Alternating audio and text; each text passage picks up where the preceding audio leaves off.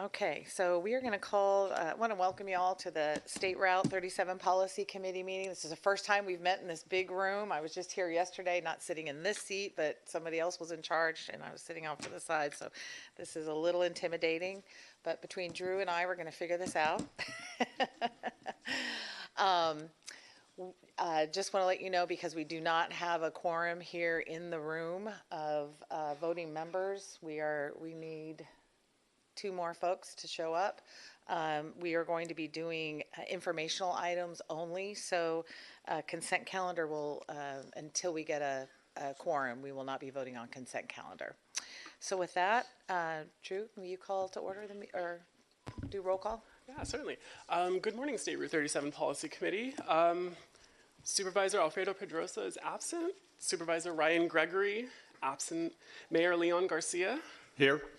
And then from the County of Marin, Supervisor Stephanie Moulton-Peters is absent. Councilmember Brian Colbert, absent. County of Solano, Mayor Robert McConnell. Here. And then MTZ Commissioner Jim Spearing, absent as well. For the County of Sonoma, Supervisor David Rabbit. Here. And then on the screen, we see Supervisor Susan Gorin. Here. And then Councilmember Victoria Fleming. Good morning. And then Vice Chair Eric Lucan. Here. And then Chair Aaron Hannigan. Here. Great. So that means a quorum in the room, just for clarification. It's the new rules. So we would otherwise be able to vote if we could count on Susan and Victoria. Anyway, so we'll go ahead and get going with our Resilient SR 37 overview. Andrew, do you want to talk about what's gone on and why we're here, please? Yeah, I'm happy to get it started, and I think we have a whole bunch of folks that are willing to kind of chime in. But welcome really to the first Resilient State Route 37 Policy Committee that is the Baylands Restoration and Transportation Partnership. Next slide. Well, we're here today really to continue work on what we all know is a critical regional connector, and also marry it to the restoration of the historic San Pablo Baylands. As we all know, State Route 37 is a lifeline for people to get into jobs, to commerce, and is also a major evacuation route in the event of wildfires or other emergencies. There's really no other practical alternative routes.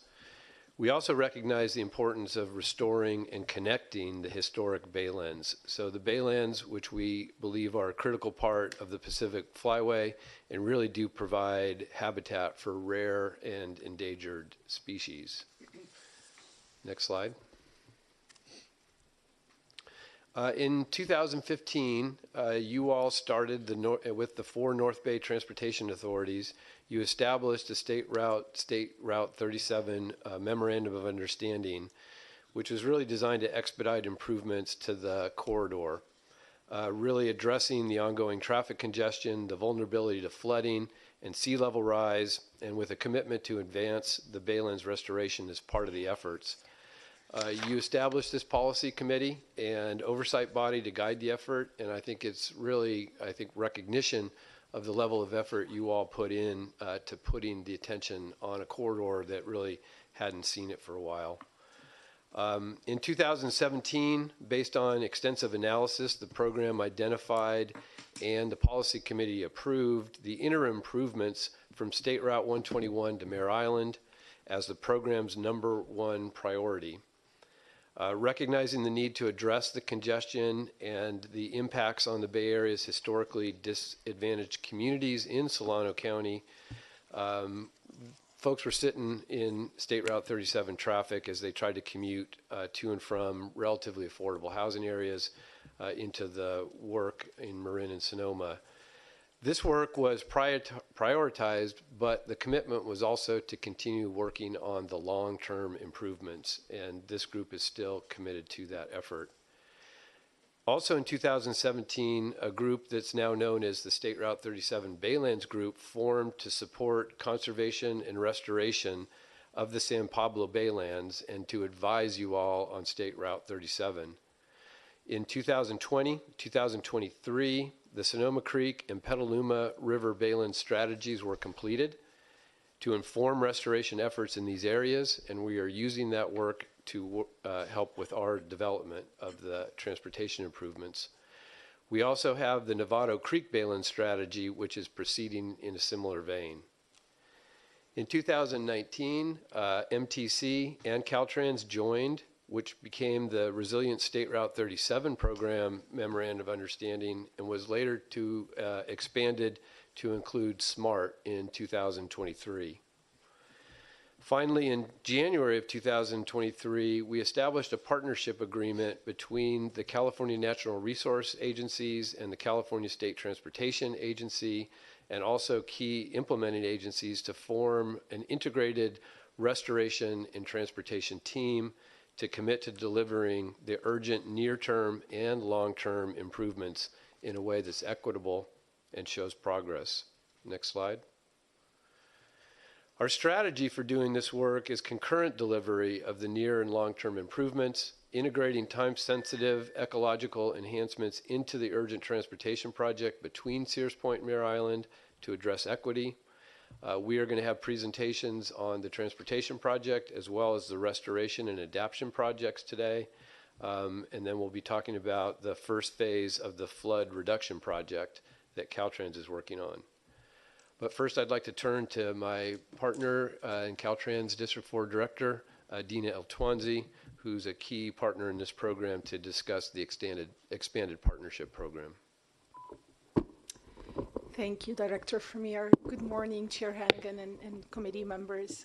My name is Dina Eltwanzi. I serve as the Caltrans Bay Area Director. Can we go to the next slide, please? Today, I would like to talk a little bit more about the expanded partnership. Do we have the slide?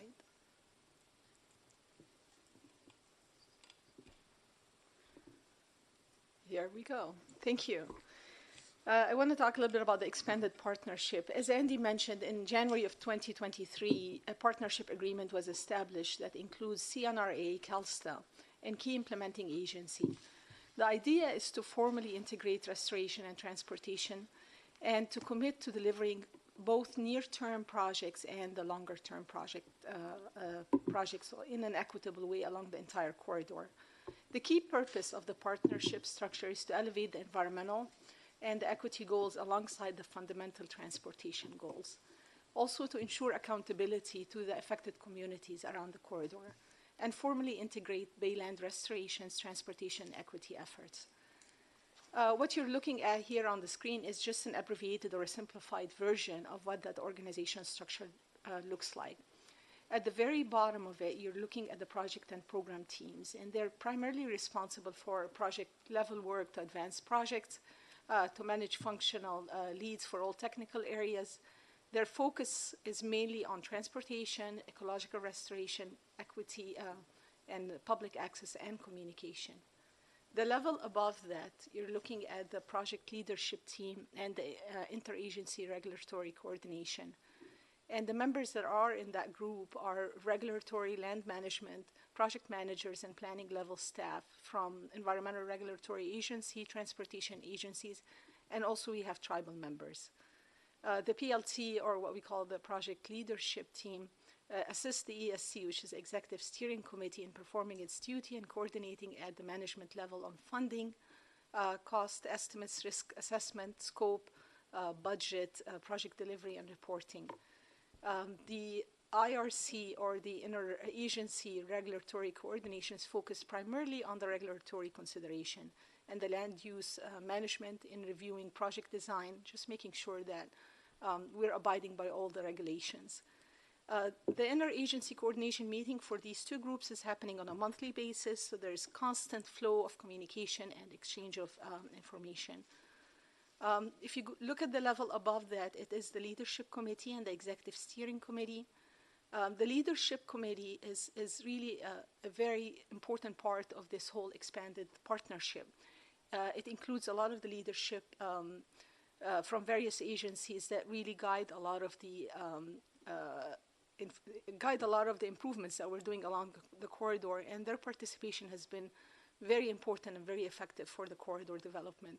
This includes membership from our Secretary of Transportation, the Secretary of Natural Resources, Caltrans Director, the Director of Fish and Game, and also the Executive Directors of the Transportation Commission, as well as from the San Francisco Regional Water and Quality Control Board, the Director of San Francisco Bay Conservation and Development Commission, and Executive Director from our Executive Steering Committee. And we also added to that group an equity advisor. We figured that an equity advisor would be very important considering all the equity consideration that is going on in the corridor. The Executive Steering Committee is primarily 7 members, and that is Caltrans, MTC, and the 4th North County's Executive Directors, as well as SMART. The level above that is this committee, the Policy Committee. And what the expanded partnership did is, in addition to our original membership, we have expanded this committee to include 2 tribal chairs from the Federated Indian of the Grattan Rancheria and the Yochedi Winton Nation. And I see here, I want to recognize Buffy McQuillan and also Yvonne Parkins for joining us. Thank you for being here with us today. We've also expanded this partnership to include congressional representatives from the North 4 counties, as ex officios, state senators from the 4 North Bay counties, and also assembly members. And then if you look at the sides of the graph, on one side you see the program coordination Dina, team. let me pause you real quick because we do have Tom Barty here representing Senator Dodd as well. Oh, yes. Thank you. Thank you for pointing out. Hello, Tom. Yeah. Good to see you again. I don't know if there's anybody else in the audience that is a representative from a congressional or assembly district or state senate. No? Okay. Thank you, Chair. And then on the outside skirts of the organizational structure that you're looking at, you're seeing this green area here that has the program coordination team. And the program coordination team is primarily focusing on these preparation opportunities, looking for funding, basically coordinating, facilitating partnership efforts, and coordinating the communication, the funding strategies, as I said, looking at risk management, program controls, transit planning, a whole array of things that really helps support the entire structure. And then on the other side, of course, is the public and stakeholders outreach, a main and a very important component of this organizational structure. As you can see, communication here is really key with all the stakeholders, getting in touch with the community all the time, sharing information across all levels of this organization. So I guess the bottom line is, with this expanded partnership, we're really aiming to have this constant, transparent communication as we're making decisions across the corridor on the various projects, and that's for both the near-term and the long-term improvements. And with that, I would like to turn it over to Larry Goldsman to talk a little bit about the Leadership Committee report. Larry? Thank you, Dina. I'm Larry Goldsman. I'm Executive Director of the San Francisco Bay Conservation Development Commission, and I'm happy to be here this morning, and welcome. I want to talk about the Leadership Committee for just a few minutes and really explain what we've done and what we're really trying to do. Andy talked about the memorandum of understanding that was signed last year among folks from resources and folks from the State Transportation Agency, and that was a great beginning. One of the things we realized a number of months later, basically in mid-fall, is that we need to do more than that. We actually need to work together in a combined, collaborative way, in a partnership, literally sitting side by side, to make sure that 3 things happen. And these three issues were mentioned by both Secretary Omashak and Secretary Crowfoot in a meeting in which I sat, and Chuck Bonham from Fish and Wildlife was there, and Sarah Manzada, and so on. The 3 are pretty simple, at least in theory. Number 1, create more transparency. Make sure that the public and public officials know what's going on before it happens, and know what's going on after it happens. Second, have a real investment in equity. Make sure that as 37 is recreated, that we ensure that it is done in an equitable fashion. And then Tokes, Secretary Homoshakin, was incredibly, incredibly powerful when he looked at us and said, and we don't want you to cause more bureaucracy.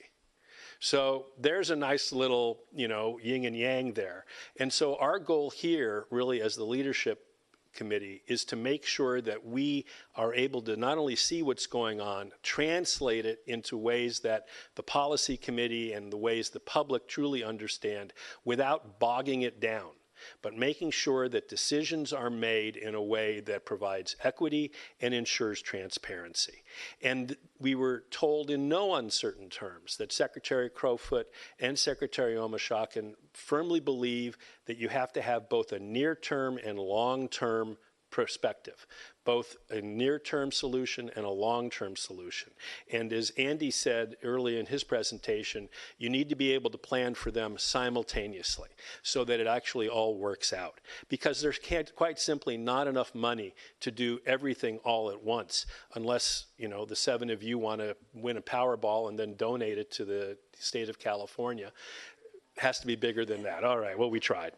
The point there is we need to have a consistent way of telling everybody around the Bay Area that this is a national model, that as we fix Highway 37, we accomplish these fundamental goals of making sure that we have better mobility, that mobility is equitable, that we protect and enhance natural resources and public access. So how are we doing that? Great question. Well, this is a really big deal, as we all know. And I think one of the great things about the way we're working is that we know that not everybody's going to get everything they want all at once. And so when you come in knowing that, and you know that you have to work through the various processes, I think it's really important for everybody to realize that we get that.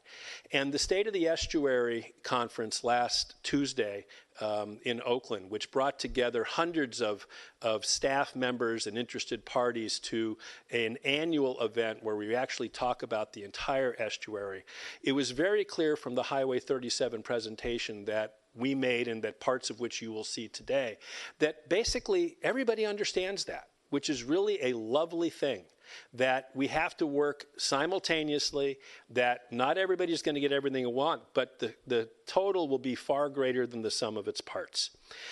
What we're going to do next as a leadership committee is really take a couple deep dives into 2 real basic issues.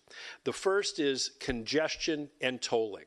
How do we make that work, and how do we make that equitable? Because quite simply, when you take a look at 37, and you know this better than I do, the westbound traffic in the morning and the eastbound traffic in the evening simply doesn't work. And we need to make sure that somehow it gets to work.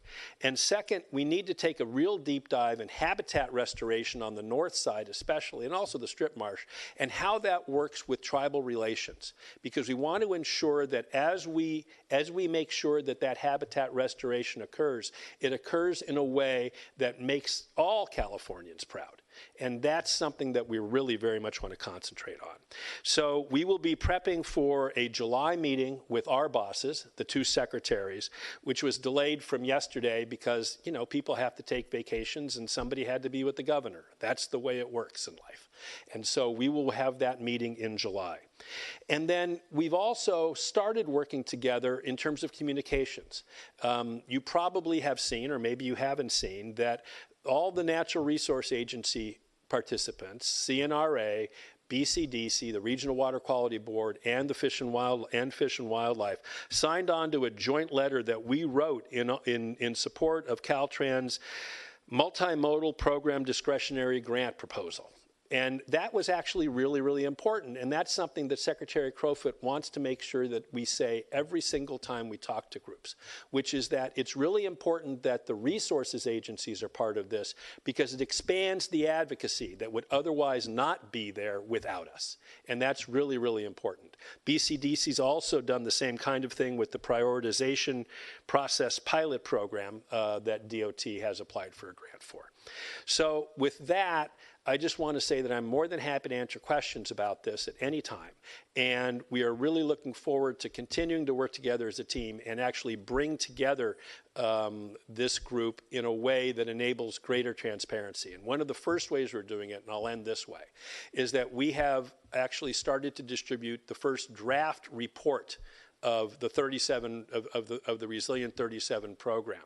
It's out there now in very much draft form, and we want folks to look at it and tell us, what do you need, what do you like, what you don't like, what do you need more of, so that we can work better on that, so that we can consistently get you the information that you want. With that, I'm happy to answer any questions. Well, thank you, Mr. Goldsman. Really appreciate that. I you know, from the day I said 12 years ago that State Route 37 was the biggest issue in my district, I represent the city of Vallejo, most of the city of Vallejo, right on 37. Things have changed. Everybody now thinks it's the biggest issue, so I really appreciate that.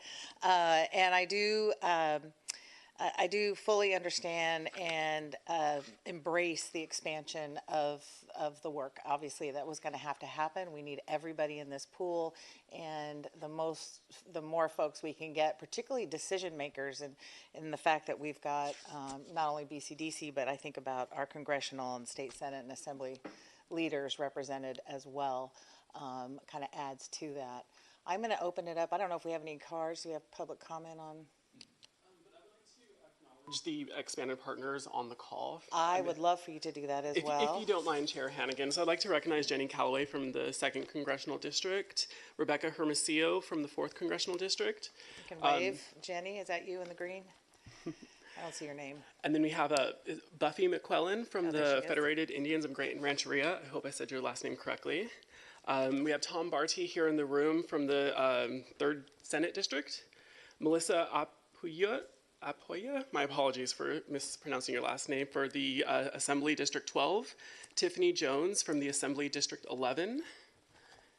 I believe I got everyone.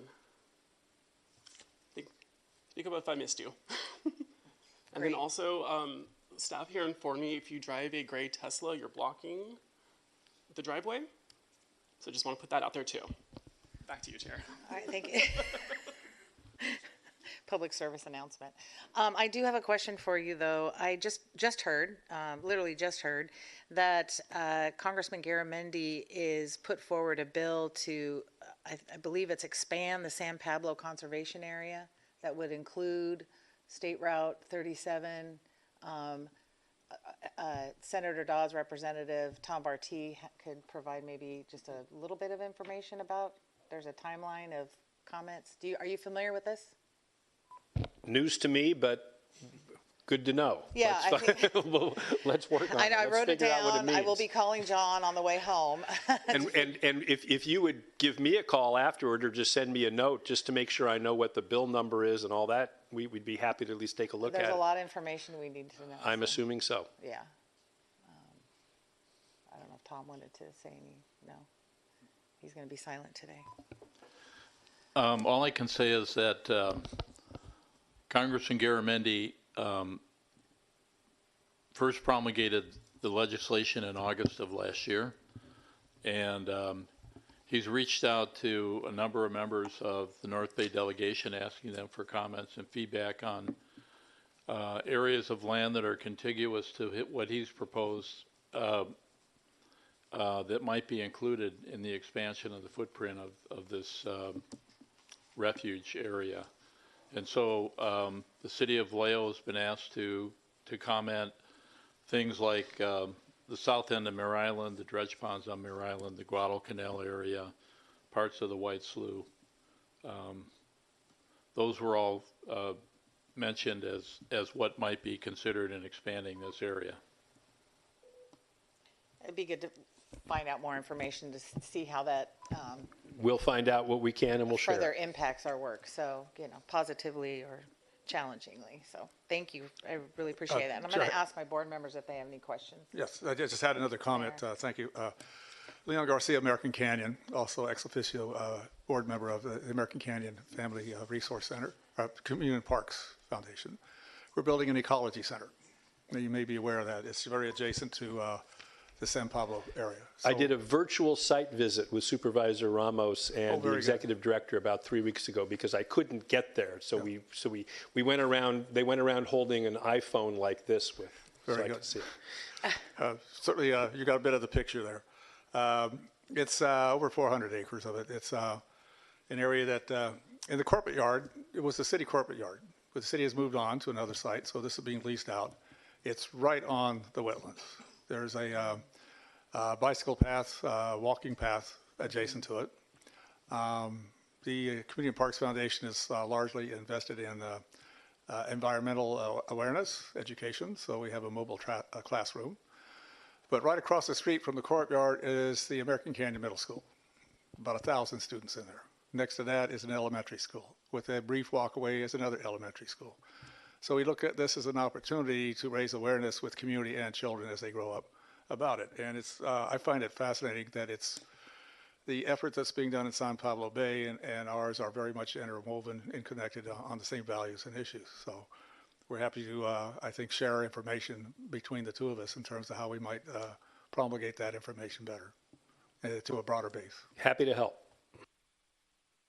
Thank you, sir. All right, I'll look to other members of the committee if they have any questions or comments. No, we're good. Okay, well, thank you so much. Really appreciate that. We still do not have a quorum here in the room, so we will bypass consent calendar, the approval of that, and move on to item number 4, discussion and information items. Jeanette, you're up. Program reports.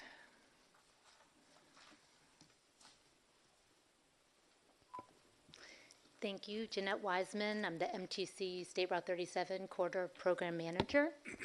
And as was already mentioned, this is our first program report. We're really excited to bring this to you as a means of really trying to improve communications, transparency, and the clarity of our progress as part of regular updates. We bring it to you as a final draft, a draft that we, stood up our first best attempt, but as Larry noted, we are really interested in hearing your input, and then we will reshape and continue to improve upon it. But I do want to clarify, what does it cover? It is intended to cover the full breadth of the Resilient State Route 37 program to address the transportation projects, how we're integrating these ecological enhancements, the Baylands Restoration component in its own right, and then also really calling out and explaining our efforts and progress towards multimodal transportation, public access, and equity, those elements of the program that we really are working hard on, and we only have a certain amount of time to bring to you and to the public as part of these policy committee meetings. So where can you find it? Currently, there is a link in today's agenda packet. It's also linked directly at SCTA's site, and we can bring it up on the Resilient State Route 37 website as well. So we will be continuing to, create a final and moving forward with these reports, and appreciate any, feedback that you have on it. And I think that covers it. I'm happy to take any questions. Thank you. Thank you, Jeanette. I do have a question for you. On the website, is there an opportunity for you to request to be notified if there's updates or new reports brought in, so then you get a notification that there's been something new posted? That's a good question. Maybe I turn on to Ross, who can speak to this more directly about the Resilient State Route 37, and perhaps even Bart on the corridor website. That's certainly something we can add. Currently, the resources are there, but there's not an auto update email, but we'll make that happen. So folks can put in their email address to say, hey, if something new happens, will you let me know? And so it's a push. Yeah, I mean, realistically, it would be, a manual email send every time there's a change, but we can build that into the workflow. Okay, that would be great. Back to the comments around communication and making sure people know or getting what they want. It would be however we can get them access, so at any time they say, I don't know what's going on, I was like, well, here are plenty of ways. Right, and I know that there was added, I think probably in response to this sort of conversation in the past, a tab where you can add yourself in some fields where you can add your email address to be included in the Resilient State Route 37 email list. But anything else? So that is up on the website. Great. All right.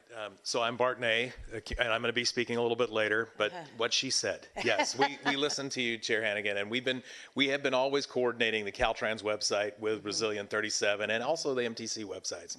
So that you do have the ability to put in your information and actually get information back. Yeah. And we're constantly looking for ideas to reform this. So we'll keep looking at it. I appreciate that. Thank you, Bart. Do we have any other questions or comments? Anybody from online? Seeing none. Thank you, Jeanette. All right, then we'll move on to Baylands Restoration. Jeremy Lowe.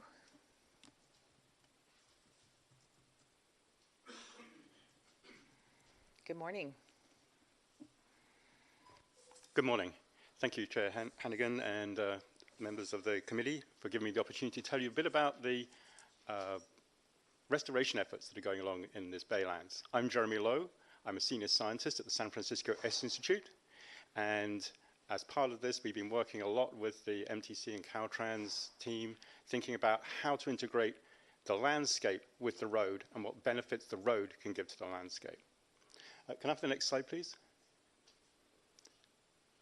So this is a map which I think a lot of you have seen before, and I think it really grounds us into the issues that we have. The red is the road of Highway 37. There's also, and the green areas are the restored marshes that we have here, and the orangey tan areas are ones we're planning on. So you can see the whole road is surrounded by the marshes, and the road runs right through the middle of them. So the opportunities we have for restoration and the opportunities we have for the road are very interconnected. Next slide, please. And I'm going to give you a rundown of not just the projects which are directly related to the road, which you hear a lot about, the integrated projects, but also the projects that are in the larger parts of this area. There's about 6,000 acres in this area which are currently undergoing planning, have been acquired, planned, and are currently going restoration. So I'm going to walk along from Vallejo through to Novato. Next slide, please. So this is the first one. This is Cullinan Ranch. This is right by the merge from where the two lanes go down to one lane at Mare Island. There's about 1,500 acres have been restored there over the last 8 or 9 years. The last phase is the one marked up in yellow, which is 290 acres. And here we hear a lot about accelerating the development of the road. Here we're trying to accelerate the development of the restoration by placing material that's dredged from the bay for navigation purposes and is now being placed on the marshes. So it raises the marshes up, and it means that they're going to restore much quicker. As part of that, since October, there has been funding from the Conservancy to bring actually sediment from the Petaluma River, where that material has been dredged. So we're trying to keep that material local, place it in the marshes, and allow things to raise up. So it has a direct benefit right adjacent to Highway 37. Next slide, please.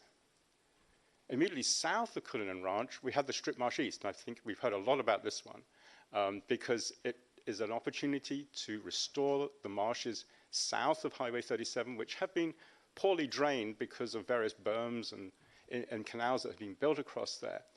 And it's an opportunity to restore the marshes, but it's also an opportunity to raise the marshes in that location to protect the road, so that it's now doing a dual purpose. And there's about 900 acres there, which are now currently looking at being planned, and a draft environmental document is being prepared. This is an integral part of the Highway 37 project. Next slide, please. Moving further west, we have the Sonoma Creek Baylands Restoration. This is the old Skaggs Island Naval Facility and some of the agricultural lands to the north. It's about 6,000 acres there, which has been planned by Ducks Unlimited and the Sonoma Land Trust for ecological restoration, improving the flood protection for those areas to the north, and also providing public access. And in the last 6 months, there's been $7 million from the Conservancy, from National NIFWIF, and from the Ducks Unlimited to work on the planning and the environmental documentation for this. And so this is just at the beginning. There's about 6,000 acres here, which baseline data and refining the goals and objectives and beginning the outreach. So really working with the different interested parties to understand what kind of restorations can go on here. And the picture on the right shows a typical area in the Sonoma Creek Baylands, which have, in this case, have been flooded. There's a lot of agricultural lands, but they regularly get flooded. And so that's a restoration of those areas in the future. Next slide, please. And then just immediately adjacent to that is the Tolley Creek Bayland strategy, again, integral to Highway 37. The lengthening of the Tolley Creek Bridge allows the restoration of up to 300 acres of tidal marsh, and importantly, the alluvial fan of Tolley Creek up into the watershed, which gives us a really good connection between the bay and the uplands. It's one of the few places in the North Bay, in fact in the bay itself, where we can actually do that historical reconnection of the watersheds with the bay and in an undeveloped area. And along with the funding for the Tolley Creek Bridge, the Conservancy have also given Sonoma Land Trust $1.2 million for the Conservancy, from the Conservancy for the preliminary designs and environmental documentation for this area. So all of these projects which are being spurred by the road are actually getting support from other agencies to move things forward. So we're working as fast as we can. Next slide, please. This is another area. This is now, we've now swapped over to Nevada Creek. And this is a project which has been led by the County of Marin for the restoration of about 70 acres of tidal marsh, and also enhancing 1.8 million miles of existing levees. When you restore a marsh, you then also usually have to build a levee to stop the water going further inland. So these are dual purpose projects. Again, they've now done most of the design and a lot of the planning, and so there is money from the Restoration Authority, Marin County, and from others for construction now, and the construction will start in 2025. And look, the picture on the right shows, I marked in red where the Highway 37 is, and you can see this is just north of the new Nevada Creek Bridge will be. So again, working hand in hand, this restoration will benefit from that wider access to the bay. Next slide. Oh, yes, next slide, please. And just to the south of Nevada Creek, Belmarine Keys Phase 2 is going ahead, which is just north of the old Hamilton Airfield restoration and south of the Belmarine Keys community. This is about 1,200 acres of tidal marsh and about 400 acres of seasonal wetlands. So we're restoring not just tidal areas, we're restoring the whole of the ecology, all the habitats that are necessary for the marshes, for the bay to thrive. Phase 1 has been completed, which is a large setback levee, which provides better flood protection. It allows the line that's defended to be moved further inland and allows the marshes to be created. And this, again, this may have varying amounts of dredge material placed in here. And this is a work which is now being brought ahead by the Coastal Conservancy and by the Corps of Engineers. There's a joint design agreement going ahead for that. Next slide, please. So those are actually the physical projects that are going along on this along this corridor. There is also, as Andy Trembia mentioned, was a Nevada Creek Bayland strategy coming ahead. We've already completed ones for Sonoma Creek and the Petaluma River, and they give this long-term view of kind of, this is how we would like this landscape to work. This is how we would like it to work with the infrastructures in place and with the communities that are there.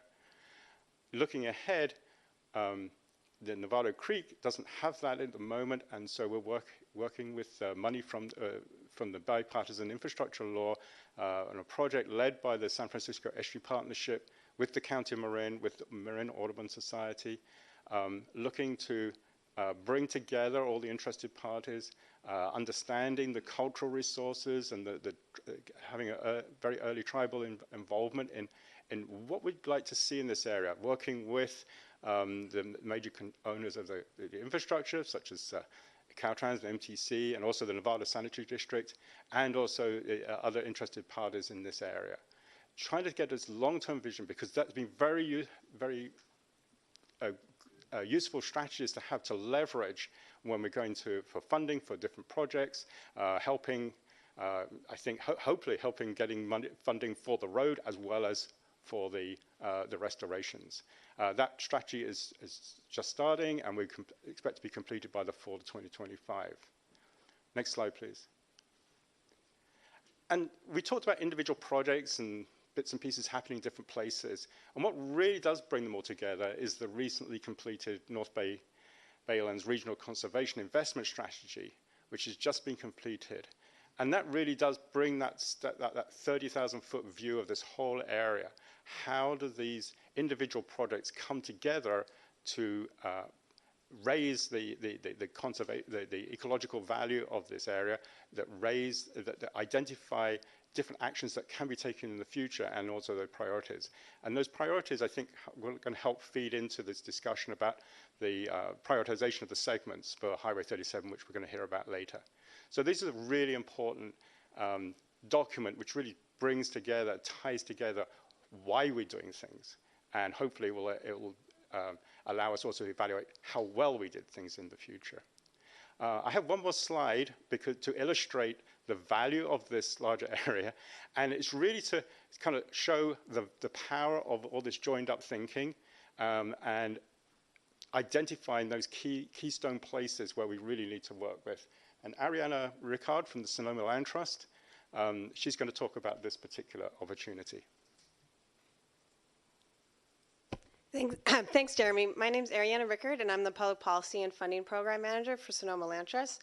So I want to talk about this Keyser Ranch property, which is pretty exciting. So it's 1,460 acres of diked baylands, and we plan to restore it to pre-agricultural state, and that's going to provide really important tidal wetland habitat and support endangered species and millions of shorebirds and waterfowl, and also increase resilience to sea level rise by providing flood protection for those nearby communities and carbon sequestration.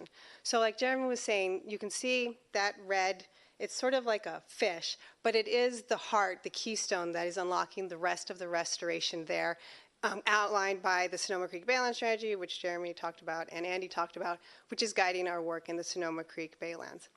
So this property, you can see, physically connects 20,000 acres of protected land. So you've got the San Pablo Bay National Wildlife Refuge to the south and the Napa-Sonoma Marshes to the north.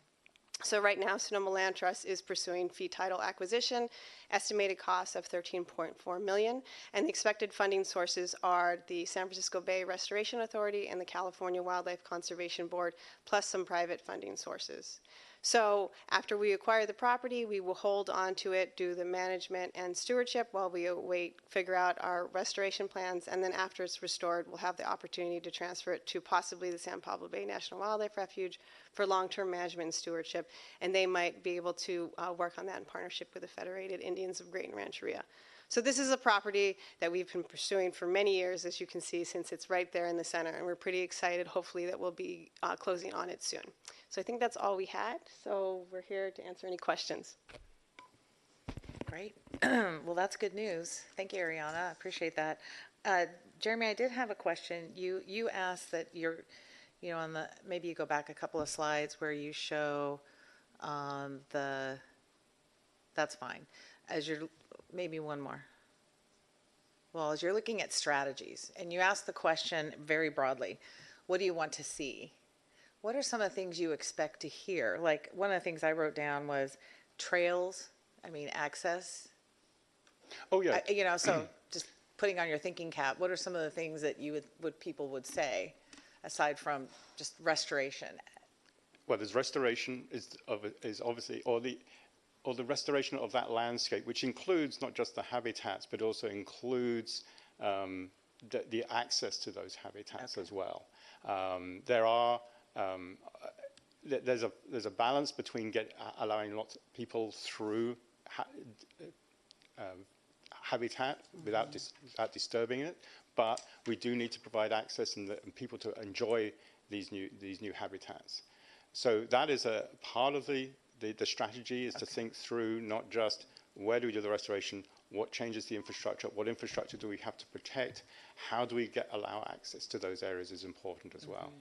What kind of information you put out there for people and that kind of stuff. That's very detailed, but I hear Mayor Garcia. Yes, to your very point.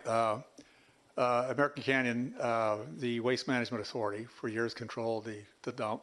It's actually, you can see it's a little tan area on this map in the color. It didn't have access to it. They put a lot of beautiful walking trail, 1.5 miles long, for bicycles and pedestrians, right on the edge of the wetlands. And you can see the birds out there, you can see the water, but you can't get out there. Frankly, I got a good partner right here. Tom Barty and I were on the new rookies on the Waste Management Authority board and could get enough votes to get access.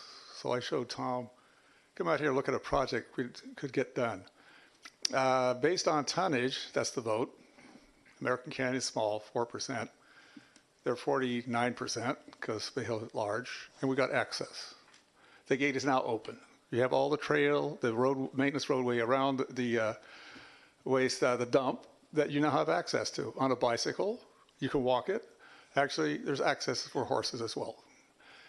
What's that changed perception of community to that? Wow, this is a beautiful wetlands. This is my wetlands now. This is our wetlands. And everybody comes down now has access to it. To that point on access, that's what the benefit of it is. People need to have access to it, to enjoy it, to value it, to educate others on why it's important. And if there are appropriate ways to do that, I agree. You know, I'm not thinking you just open up everything to everybody. No, there has to be a rational reason to get people out there. If we want to have continued support for this type of environmental work, then we need the community involvement in it. So it's very supported in American Canyon. I can tell you that from what we were able to accomplish. Thank you, Tom. That was nice. Thank you, Mayor. Supervisor. Thank you. Jeremy, thank you to you and Ariana for the update. It's really great to see the aggregate of all that's going on out there and get that refresher. You alluded to the beige color parcels, so I have to go to what's on the horizon for those. And the related question is, with all that everyone is doing currently and has in the plans, you know, are we 75% there to, or over 50% anyway, to restoring the bay, and then the additional increment of the beige parcels? What do they add to the equation? So those beige parcels are mostly agricultural lands. Currently, most of them are being farmed at the moment, and they're in private ownership. Obviously, the acquisitions occur when those kinds of parcels become available from willing sellers. So in the long term, the strategies do consider how they might be incorporated into the restoration, but obviously we have to wait until they become available. At the moment, all the restoration projects cannot operate independently. That we don't have, there's no one contingent parcel which we have to have. So what you'll see is the restorations that are being planned and going ahead at the moment, they are going to be functioning wetlands in the future, but it'd be great to add in some of the other parcels as they become, if they become available. That depends upon, obviously, on what how the people who are farming it and owning the land want to use it. In the Sonoma Creek Baylands, quite a lot of those areas are becoming available as people are not choosing to farm continuously. It's becoming more difficult to maintain some of that land through pumping and so on. In other areas along the Petaluma, those are very thriving agricultural areas, and so they may be there for longer. So we need to think about how to incorporate the working lands with the restorations. How far we are there, as we pointed out right at the beginning, you know, doing the planning is really the first step. Breaching is the second step. but then there's a lot more steps after that to allow nature to restore those areas. So these are going to take 10, 20 years to restore in time. So we're at the beginning of some of these areas, but we are over 50% now of the historical baylands are now under restoration. So we're making great progress. Great. And the related question is, so that as we go ahead with planning for Highway 37, we're going to be integrating the future of these lands along with the ones that we're working on right now in the short-term plan and the long-term plan.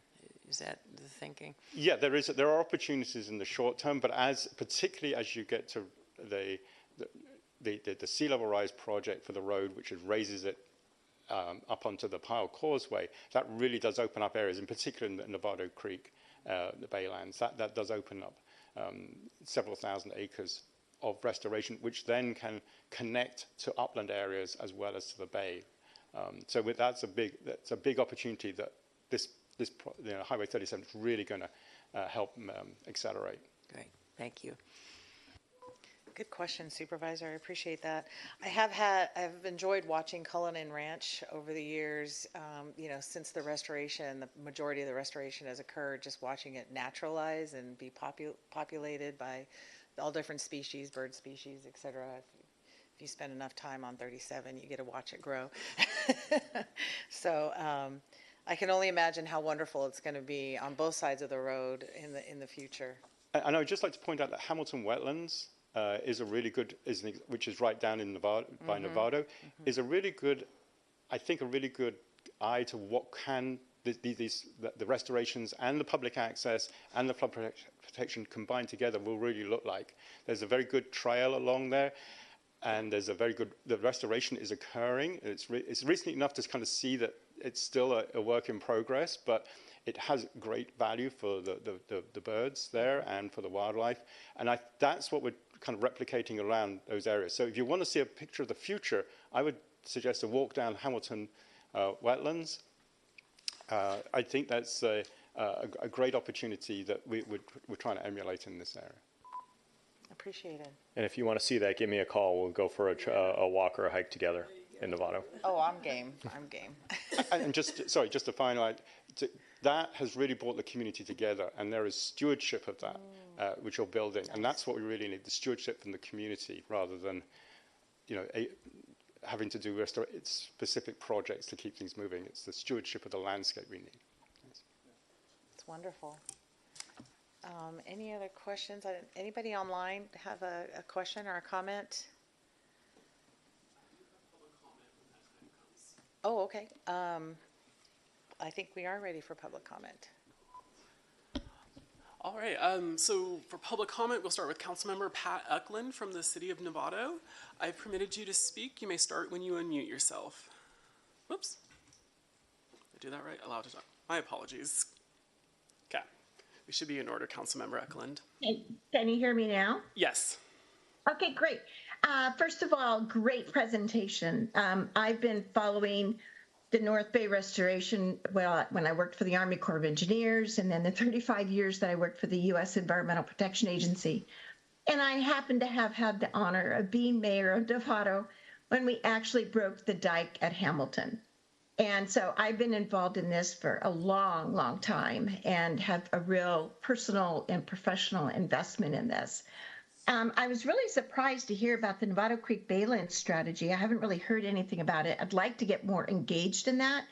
And the representative did mention that there's a sanitary district representative. I think we need a City of Novato representative, and I'd love to be able to do that since I also serve on several other, on BCDC and some of the other environmental efforts. But I think that the City of Novato should be involved, just like we were involved with the Hamilton restoration as well.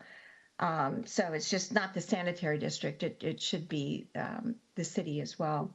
But really great presentation. I think there's a lot of opportunities here for really making the dream come through in our lifetime, I'm hoping anyway. And if there's anything else I could do to help, I would be honored to be able to help participate in that. But fantastic presentation. Thank you. Thank you, Councilmember Uckland.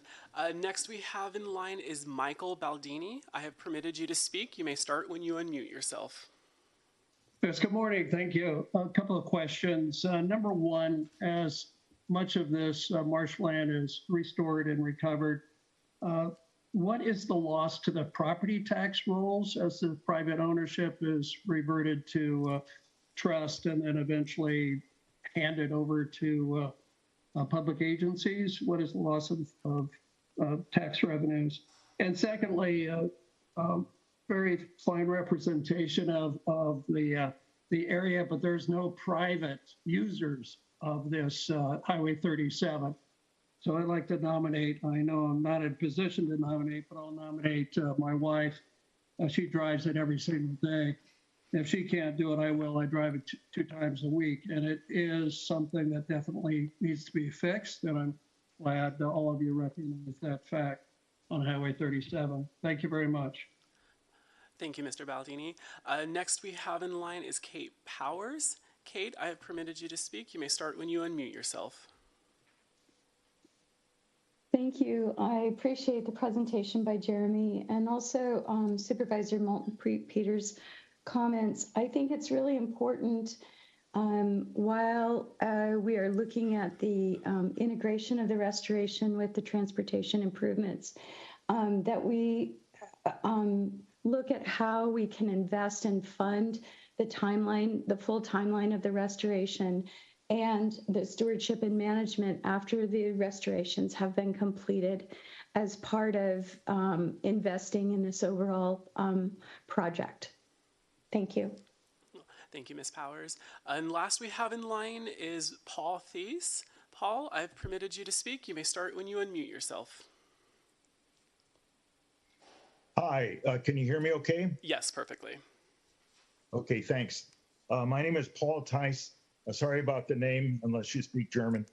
I'm from Vallejo and a constituent of Supervisor Hannigan, Mayor McConnell, Assemblymember Wilson, Senator Dodd, and Congressman Garamendi, and I speak for 8,000 members of the Sierra Club's Redwood chapter. With Drew's help, I was able to submit a written public comment, but I realized afterwards that there was a serious typo in it, and I've augmented it just a little bit for this presentation. Caltrans and the allied agencies are to be commended for their plans to restore thousands of acres of threatened wetlands with this project. We support efforts to expand mass transit options by providing HOV lanes for carpools, van pools, and eventually buses. However, we think the current plan needs improvement in two respects. First, the HOV lane should not be restricted to the segment between Mare Island and Sears Point, segment B. The HOV lanes need to extend from Mare Island to Novato, and second, provide for tolling equity. First, restricting the HOV lanes to segment B only will create additional crunch points for people in shared vehicles. People who own carpools or van pools should be protected from the westbound morning bottleneck that is expected to move westward from Mare Island to Novato due to the creation. Mr. Thies, can I pause you? Because there is a place for public comment for items that, well, we're talking about the restoration part, and you're talking about changing, making suggestions for, based on our draft plan. So I was hoping you could maybe speak to that on item number 5. Okay. Okay? Okay, will do. Thank you. I appreciate you calling in, and we'll hear you again at item number 5. Thank you. Thank you. And with that, I don't see any other hands up. Chair Hannigan. Thank you. Appreciate that. All right, I saw Nick. I think that's it. Any more comments on the restoration? Okay, so we'll go forward with infrastructure projects and Nick Burton with STA. Hi, Nick. Hello, Chair Hannigan. Chair Hannigan, good to see you. Apology for the blunder there. Providing an update on SR 37 Fairgrounds Drive. And about a year ago, I showed the video. And so I'm going to skip that, assuming you guys all remember that. But I will describe the project. So you want to advance up to the next slide. If you do Nick, want I'm to, actually, if you don't have the video, well, we'll do it from the scene because we have some new people on board here. I'm wondering if maybe you should show it so that they could see it. oh, okay. Yeah. I was not aware. Yeah, I Yes. I can cue that up. Thanks, I Nick. will. I'll do a little fast work here. Sorry. That's okay. No, I appreciate the feedback.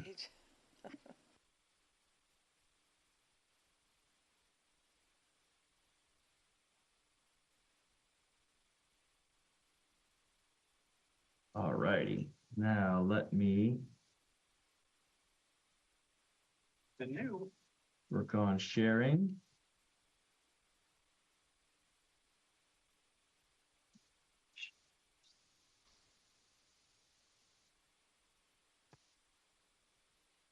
Okay, so here we go. I'll just pause after I play a little bit just to ensure that everybody's hearing the sound.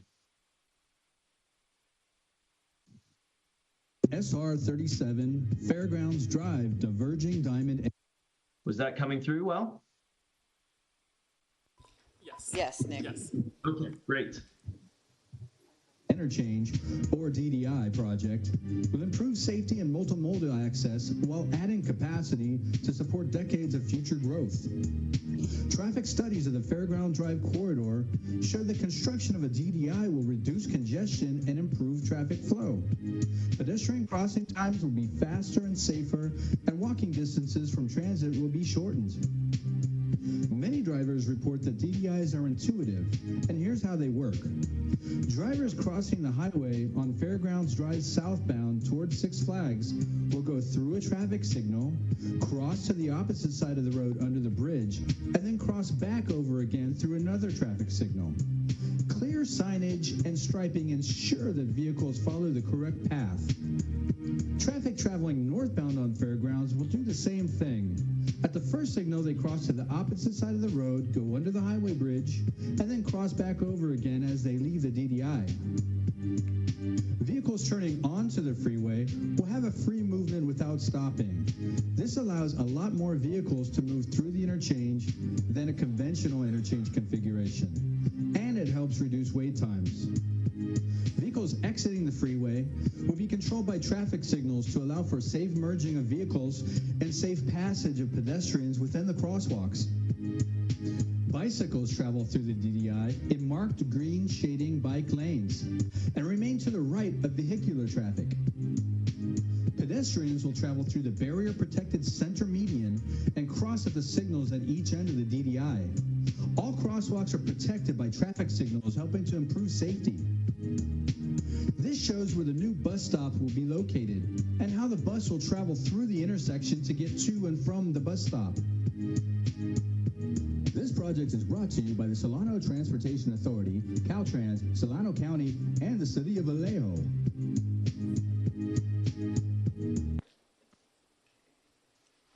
Thank you, Nick. I appreciate that.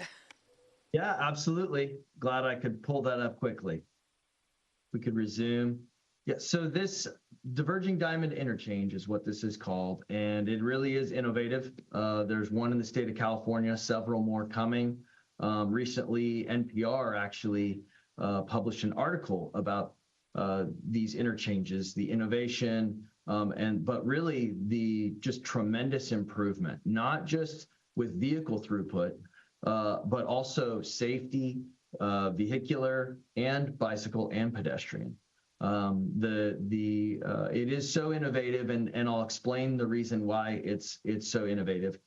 Typically, if you were under the normal alignment, you would have two intersections that you'd need to go through. Let's say you're starting, you can see, oh, you can't see my arrow. If you're starting on Sage and you're trying to get onto 37 to the westbound, you would have to go through Sage, then through the first intersection, and then through a second to turn left onto 37. With this, you come to the diverging diamond and you pass through one signal, and that puts you actually on the left side of the road, which gives vehicles entering onto 37 a free turning movement in both directions, actually. And so because of that, queue times, vehicles are able to get out of that second intersection, and delay times are drastically reduced. And that happens really in all movements on and off the freeway. You see a free left off and free right as you exit State Route 37, both east and west, and then as you're entering as well. So it's not only does this alignment improve, the function of the interchange, but it also reduced costs. And so all of those are very much welcomed. Next slide.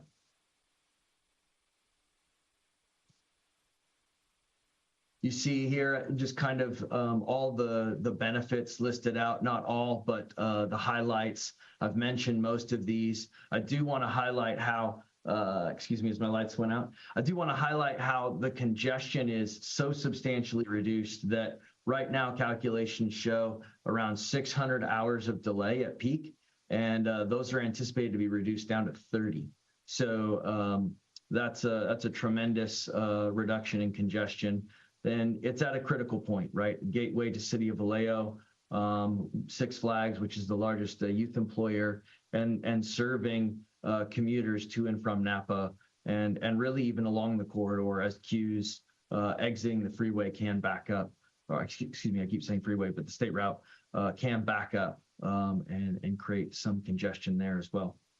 There are transit stop access improvements, and all of these improvements are done in an equity priority area of persistent poverty and disadvantaged community.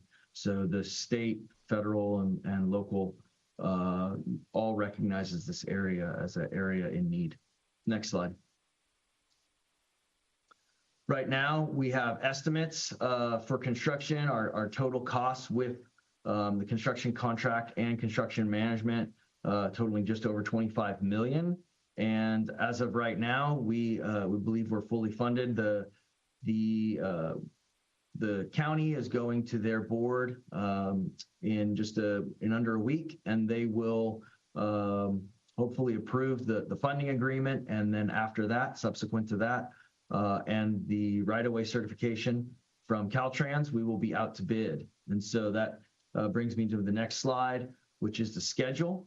Right now, we are currently, we're at the beginning of June, and we're anticipating applying for the encroachment permit as soon as we clear right-of-way, which would be obtaining the right-of-way certification and certifying, or excuse me, executing the last funding agreement.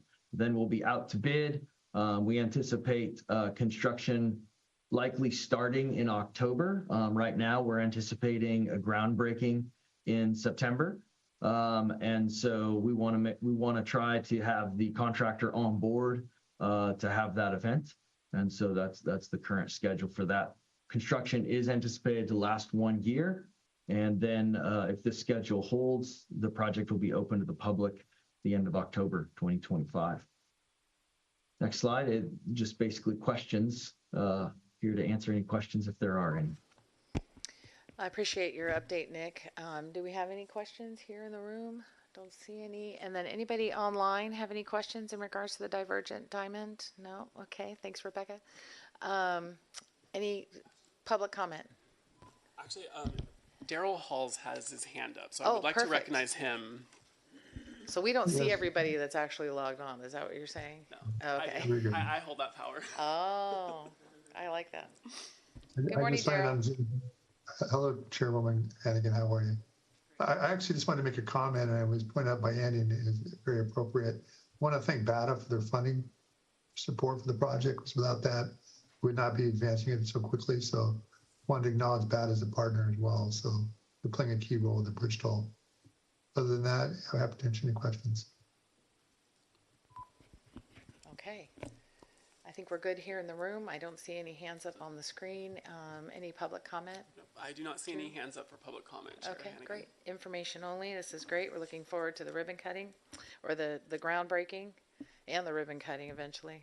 Thanks, Nick. All right, Kevin Chen, you want to talk about the near-term Sears Point to Mare Island improvements? Good morning.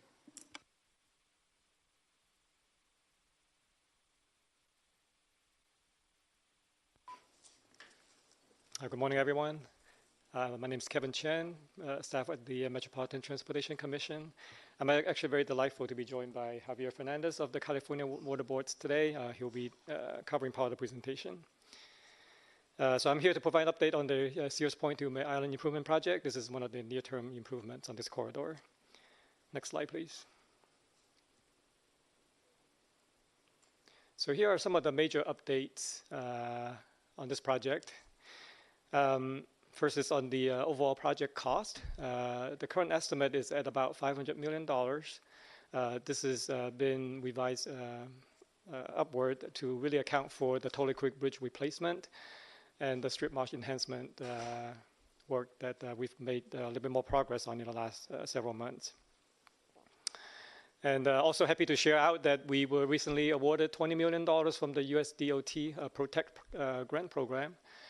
We got a lot of support from partners and elected officials for us to go after this grant. It does provide a little bit of boost for us to deliver some of the resilience components of this project. Now, if you look at the right side of the screen, there's a little pie chart showing where we are on the overall funding plan. So we are about halfway there in terms of getting to a fully funded project, including $100 million of the financing on future toll funds. But as you can see, we still have a pretty substantial funding gap of about $250 million. And we are very actively pursuing a number of grants out there, including SB1 and MPDG, which I'll talk a little bit more about. Now, in terms of major milestones upcoming, we've made good progress on the Tully Creek Bridge replacement environmental clearance work, hoping to complete that this month, actually. And then after this, Caltrans is working on an internal process, pending on the headquarters approval, to proceed with a procurement for a construction manager, general contractor, or CMGC, for the first work package. Hopefully that can move forward in September 2024. And CMGC is really a mechanism to help us really expedite delivery and construction of the project. So that's coming up in the fall. In terms of the strip marsh enhancement environmental clearance, we are looking to complete that by either early or middle of next year. Again, the team is making good progress on it, but we are targeting for completion by mid-2025. Last but not least, the means-based discount program or toll discount program that I think many of you are very passionate about. We are as well. We have gathered a lot of origin and destination data on the corridor travelers. We're in the process of going through all the data. We'll be doing a very rigorous analysis in the coming months to help inform us, what would be the right thresholds, for example, to set for those that may qualify for the income discount, and how much should we set the discount to be. So a lot more work in the coming months. I think it's going to be a trade-off. We want to be as equitable as possible for the toll program. At the same time, we can't jeopardize our ability to manage congestion in this corridor, because we really want to incentivize folks to carpool and take transit. And of course, the more discount we give out, potentially could impact the toll revenue as well. So we need to basically weigh the different trade-offs. Next, please. So this slide is a reminder in terms of why we are doing this project. So this corridor serves a lot of folks, living on the Vallejo side of the Solano County and connecting them over to jobs in Marin and Sonoma counties. The peak travel direction is westbound in the morning and eastbound in the afternoon. As you can see here, in the morning it takes you close to 15 minutes to go westbound, but in the afternoon coming back home, the delay is much more substantial. It takes folks up to 100 minutes to get back home every day. So keep this in mind. Eastbound congestion is a lot more substantial compared to westbound. And then we are also So we're dealing with a very substantial amount of delay per vehicle on a daily basis. There's also weekend congestion on this corridor due to recreational activities. The duration of congestion is also very severe when you compare to other Bay Area freeways. We're looking at 6 hours of congestion during morning commute and 7 hours of congestion in the afternoon commute. Another major issue, there's no public transit on this corridor. This is mainly because of the amount of congestion that's out there on this corridor. It's not practical for our transit operators to operate buses. They get stuck in the same traffic. They're going to have a challenge in terms of attracting transit riders. So it's just a conundrum out there that's very difficult to solve, and that's why we are moving forward with this near-term project to address that. And I do want to remind folks, since sounds like there's some new folks in the room, that since 2016, we have done a lot of public outreach to all the communities. And very consistently, the number one feedback that we hear from the community is that they want to see the congestion issue to be addressed as soon as possible, not to wait a couple of decades for the long-term project. And if you think about it, we're talking about a whole generation of workers if you have to wait 20 years that get stuck into traffic. So again, this is what we're trying to address with this project. Next slide, please. So why is equity such a major concern or consideration for this corridor? This corridor, again, serves travelers, a lot of travelers living on the East Bay side, commuting over to the west for jobs. And I really want to point out here, this map shows where the equity priority communities are in the Solano County. And what I want to point out is this stats up there on the screen. 85% of the 37 travelers have household incomes that are less than Bay Area median income. So this 85%, it's substantially higher to basically the other Bay Area freeway users, which is at 38%. So 85% versus 38%. So when you put the two pieces of information together, this statistics, along with the amount of delay that they have to go through every day, is just disproportionately impacting our lower income communities. So it's a very significant issue that we need to address as soon as practical. Next slide, please. So here's a slide showing some of the key project components. We will be providing HOV lanes as part of this project, which will enable carpooling and making transit viable for this corridor. Not only that we are making transit viable, but as part of the project, we will be implementing bus transit on this corridor. We're also going to be providing some ITS elements, such as cameras and detection, which will be important to help with managing incidents and for emergency evacuation purposes. This project does implement tolling. Again, we are being very mindful about the equity part of tolling. But tolling is important in two aspects. First and foremost, pricing is an effective tool for us to manage traffic congestion. And more specifically, it's important for us to be able to manage vehicle miles of travel on this corridor.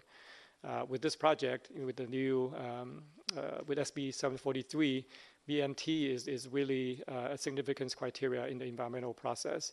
We need to be able to, as part of the project, we can increase VMT, which usually happens on traditional roadway widening project. But we're not doing that. We are providing HOV lanes, we're providing transit, and we're also going to be pricing in a way to incentivize people to move away from driving alone into carpool and transit, which will reduce the amount of vehicular traffic on the road to reduce VMT. So that's the first part. The second part is tolling does provide a direct source of funding that can go towards the delivery of this project. I mentioned about going after competitive grants. Tolling alone will not pay for the whole project, but it becomes a reliable source of funding for us to serve as matching funds as we compete for funding. This project also will provide ecological enhancements, making it a multi-benefit project, and will also be bolstering up the current highway to be more resilient. And Javier will be discussing some of those coming up. Last but not least is public access improvements, which will also be provided as part of the project.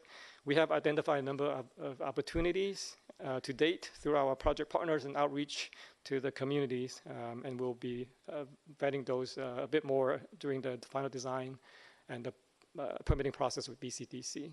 So with that, I'll turn over to Javier. Thank you, Kevin. Next slide, please. My name's Javier Fernandez, and I lead up the planning division at the San Francisco Bay Regional Water Quality Control Board. And before I begin on regulatory coordination, I'd like to take a step back to provide a bit of perspective. State Route 37 is a microcosm of what we're facing around the Bay, and indeed what we're facing in coastal areas around the nation. As Larry discussed, this is really a national model. Here in San Francisco Bay, the Water Board and the resource agencies have recognized that if we're to meet the California Wetlands Conservation goal of no net loss and a long-term net gain in acres and values of wetlands, we are going to need to increase the resilience of our mudflats and our marshes to climate change effects. And in order to do that, we are going to need to partner with our transportation agencies. Think about it a moment. The San Francisco Bay is ringed by highways that are fronted by marshes, whether it's the 101, the 880, 580, or here, State Route 37. These marshes in turn help to dampen storm surges, which are going to increase with climate change, and that could potentially flood this important transportation infrastructure. They also help to reduce wave energy, which protects this transportation infrastructure from erosion and potential collapse. So the transportation agencies also, and to their credit, have recognized this. The Water Board has particularly agreed to help lead the regulatory coordination for the Mare Island and Sears Point improvement project because it incorporates a phased adaptation strategy. As Larry mentioned earlier, we're not going to be able to adapt to 2100 or to long-term everywhere all at once. We just don't have the money. And as was astutely pointed out, even if we win the Powerball or the Mega Million, it's not going to be enough. We're talking billions. So we need to look at phased adaptation strategies where we're strategic. We look for opportunities in order to do the long-term where possible. But in other areas, we're going to need to do short-term projects that help to buy us time, short-term projects that are more feasible and cost less and buy us that time we need in order to raise the funding and do the design to implement that long-term strategy to adapt our highways and to build resilience in for these wetlands. The other reason is that this project integrates before it mitigates. So what do I mean by that? They are integrating ecological enhancements into the project. So nature-based solutions in order to protect the highway and from climate change effects. So it's really part of the climate adaptation strategy. And the other reason is we look at this as really increasing the competitive for the limited funds out there. Keep in mind, I talked about this being a national model. We're competing with funds nationally with Florida and New York and other areas. We need to be more competitive. Having the toll raising local funds helps us be more competitive for those federal funds. It also helps us to be more competitive for state funds. In addition, incorporating nature-based solution opens up new pots of funding that have not traditionally been open to transportation projects. And now I'll talk a bit about the regulatory coordination and some of the innovations that we've come across. I actually get excited about this, but I realize a lot of people are not real excited about regulatory coordination. Next slide, please. So this next piece is the Tully Creek Bridge opportunity. This is really a fantastic opportunity. It tends to be fairly standard for us where folks are replacing a bridge or a culvert or something, and we often ask for them to upsize it in order to minimize impacts and indirect effects associated with choking the hydrology and also causing erosion and sedimentation. The new part of this is that we are looking at the acres created from widening the bridge. So when they widen the bridge, they're going to remove fill. That's going to result in some additional acres of wetlands. We're considering that a minimization measure. The Water Board has done this in the past, but not all the agencies have really looked at it this way. And we have got buy-in from all the resource agencies and actually from the Army Corps of Engineers with the help. Shout out to EPA. They helped us with this negotiation with the Army Corps to look at this as a minimization measure where these acres are essentially balanced with the acres of fill that are resulting from widening the project. So it's sort of like an accounting where it's reducing the amount of impacts. It's a net fill as opposed to looking at them separately. And I'll talk a bit about why this is important in my next slide. So next slide, please. The strip marsh each opportunity is truly a new and innovative approach. And again, I mentioned the EPA here because they really helped us not only get the Army Corps on board, but also, ironically, to get the transportation agencies to understand and their consultants to understand this approach. Often, when you're implementing projects, I think people want regulatory certainty, right? So when you're looking at doing something new, you know, there's no regulatory certainty. So getting the consultants to understand, hey, there is regulatory certainty with this pathway. And historically, this enhancement, as you see here, we would have considered it more as compensatory mitigation to offset the impacts from widening the project. So what they're doing is they're increasing the drainage. There's an area that's not vegetated right now. By increasing the drainage, this is going to vegetate that area. That vegetation is going to help with storm surge and with wave erosion. So the transportation agencies have incorporated it as part of their project, a climate adaptation measure, in order to buy time until they can do the long term. I mean, this is really mind-blowing. I can't like go on enough about this. And this is a new way of looking at things. And the regulatory agencies have agreed, this is in fact a minimization measure. So this is going to reduce the amount of compensatory mitigation that's needed on the back end. So it's integrating before you mitigate. This opens up new pots of money. It opens up money from NOAA for living shorelines. It opens up money from EPA for enhancement projects. These have historically been closed to compensatory mitigation. So by making it a minimization measure as opposed to compensatory mitigation measure, we now have access to the millions of dollars that are available from NOAA and from EPA for ecological improvements. We also believe that this will be an example that leads the way. We can provide regulatory certainty so that it will incentivize transportation projects, infrastructure projects, not just transportation too. We're dealing with this with sanitary sewer agencies where we have treatment works and lots of infrastructure around the bay. It will show that there is actually a clear pathway. There's a regulatory certainty with this approach.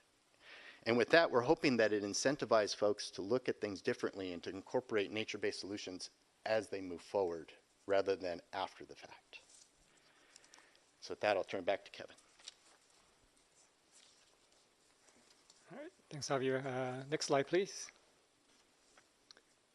So in summary, this project delivers three key components: equity, sustainability, and funding.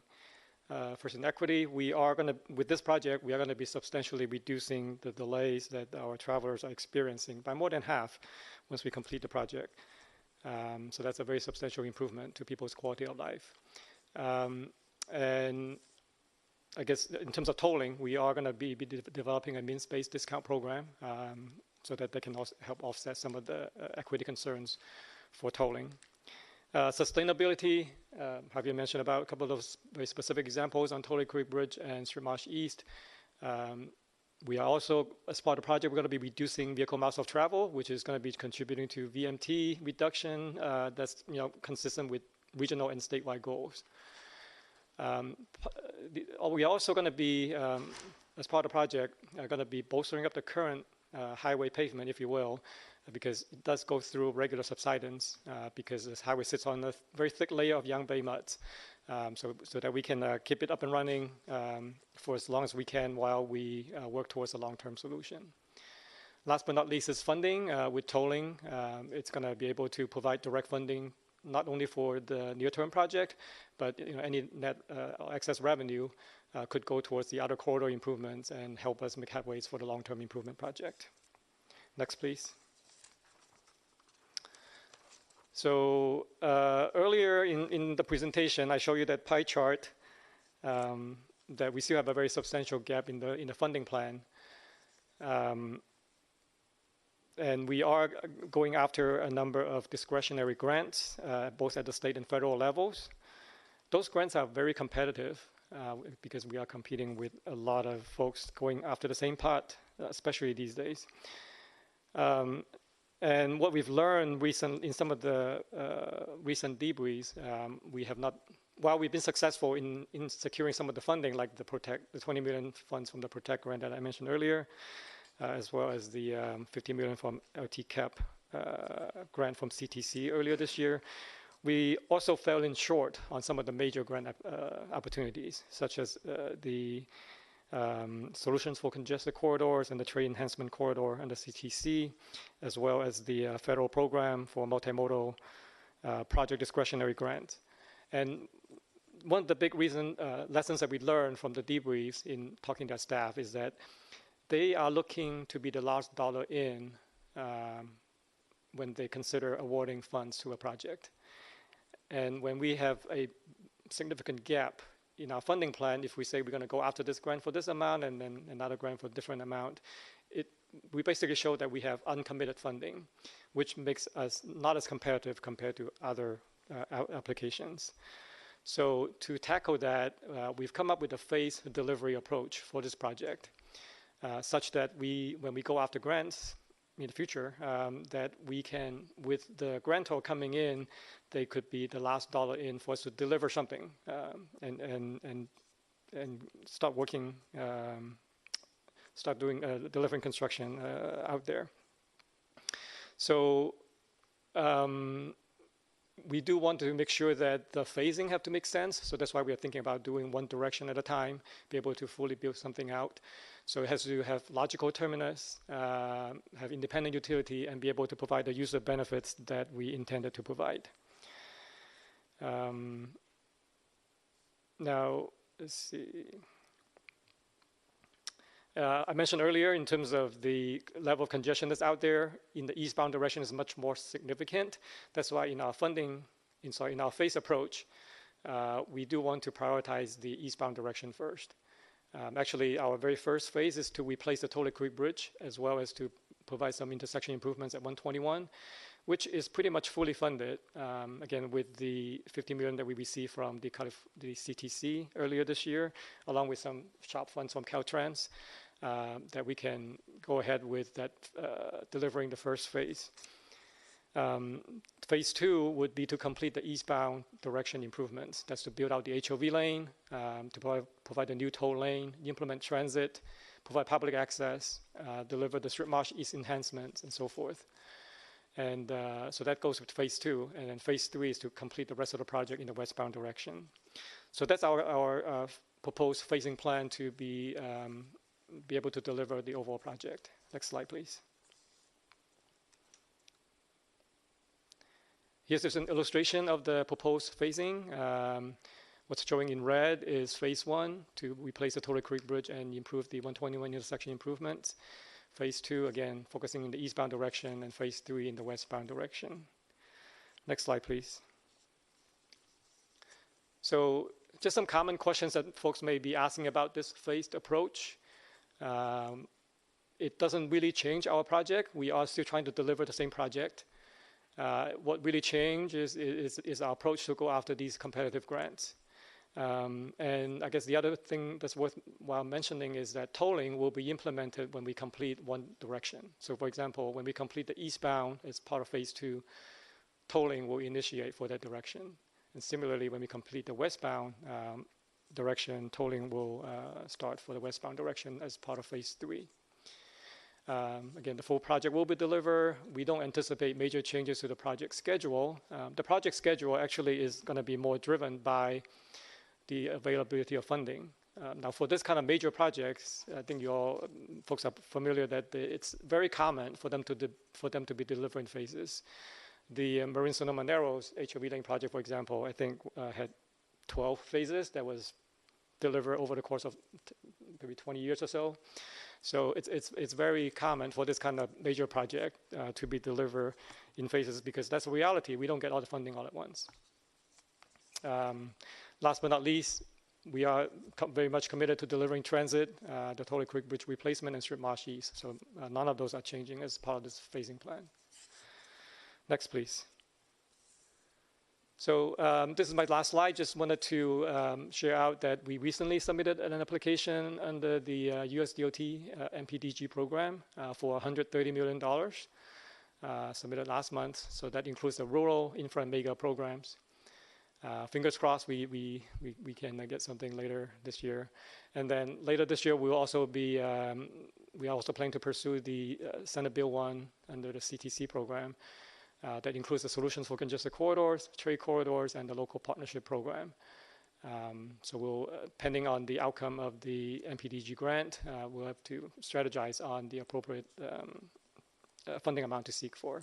But as Larry had mentioned earlier, all these grants are very competitive. We need all your help in terms of your support and getting the word out there that this project is important. So that concludes my presentation. Happy to take questions. Great, thank you, Kevin and Javier. And just to your last comment, Kevin, looking for support, I think it would be important for you to communicate with all of our agencies as to when you need those support letters, so we can get them out and get them to you as soon as possible. So don't forget that.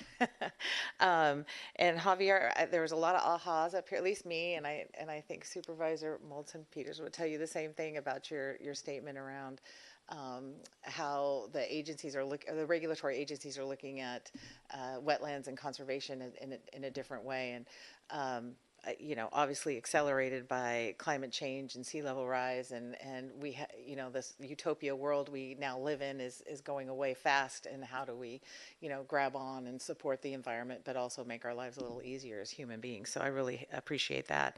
I did want to seek, just for those who are watching and for those of us who do not know, the clarity about the tolling, because what you just shared, Kevin, is that it'll be tolled in both directions, which would be the only state route or freeway or highway or bridge in our, I'll say bridge, in our Bay Area that is tolled both directions. So can you provide some clarity around that?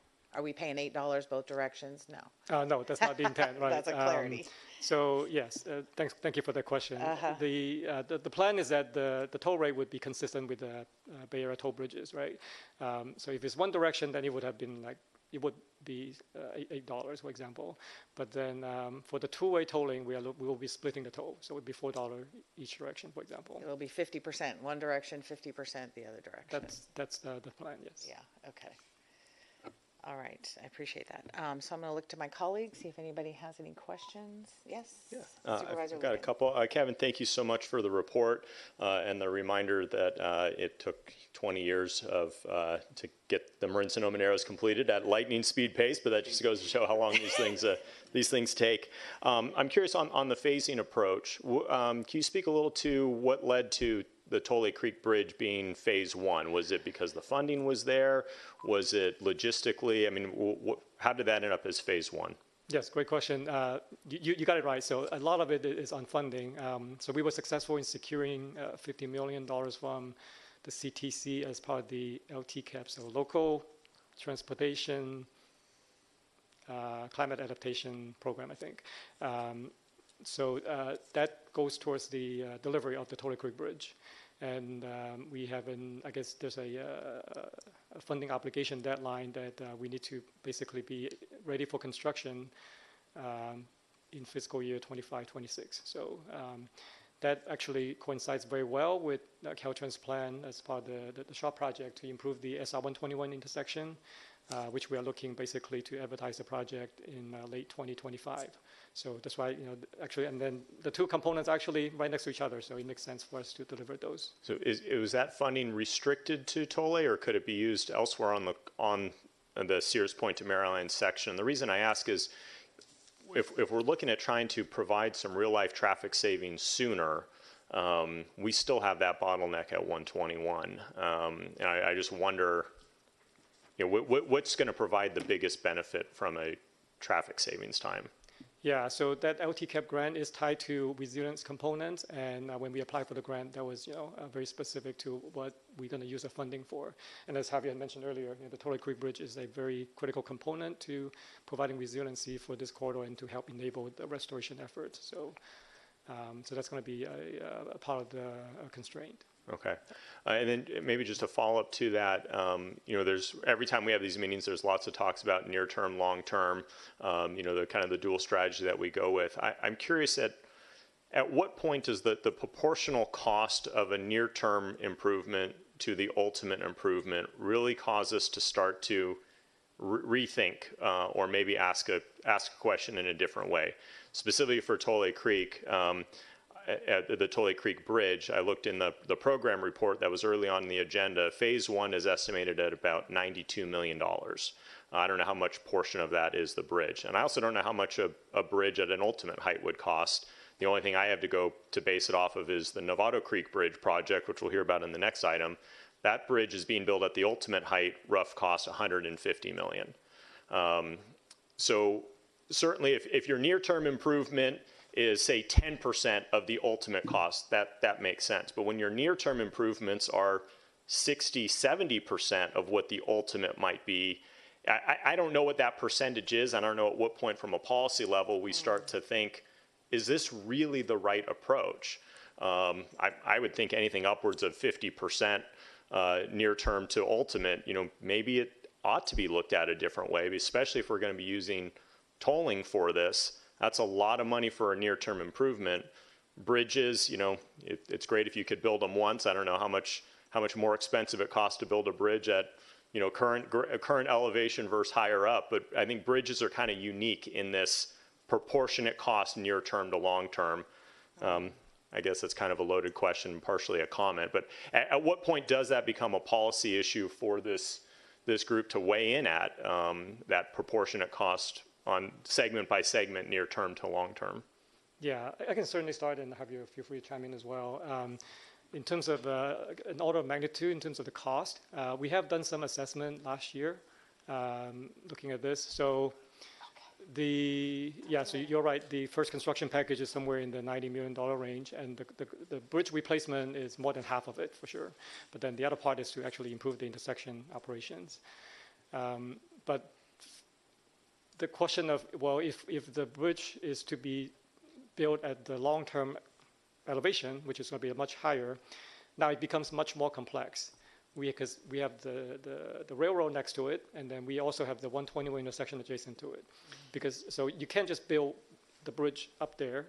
So when we consider the railroad and the 121 intersection, we have to think about building it high enough so that we can accommodate a grade separation, for example, with the smart railroad, because that's the ultimate plan is that it would be grade separated, and because the 121 junction is also close to it. Now we also have to look at a full-on interchange kind of grade separation, and when you take all of that into account, now the bridge is much higher, so that the transition to come back down is going to be higher, so meaning that it's going to be longer.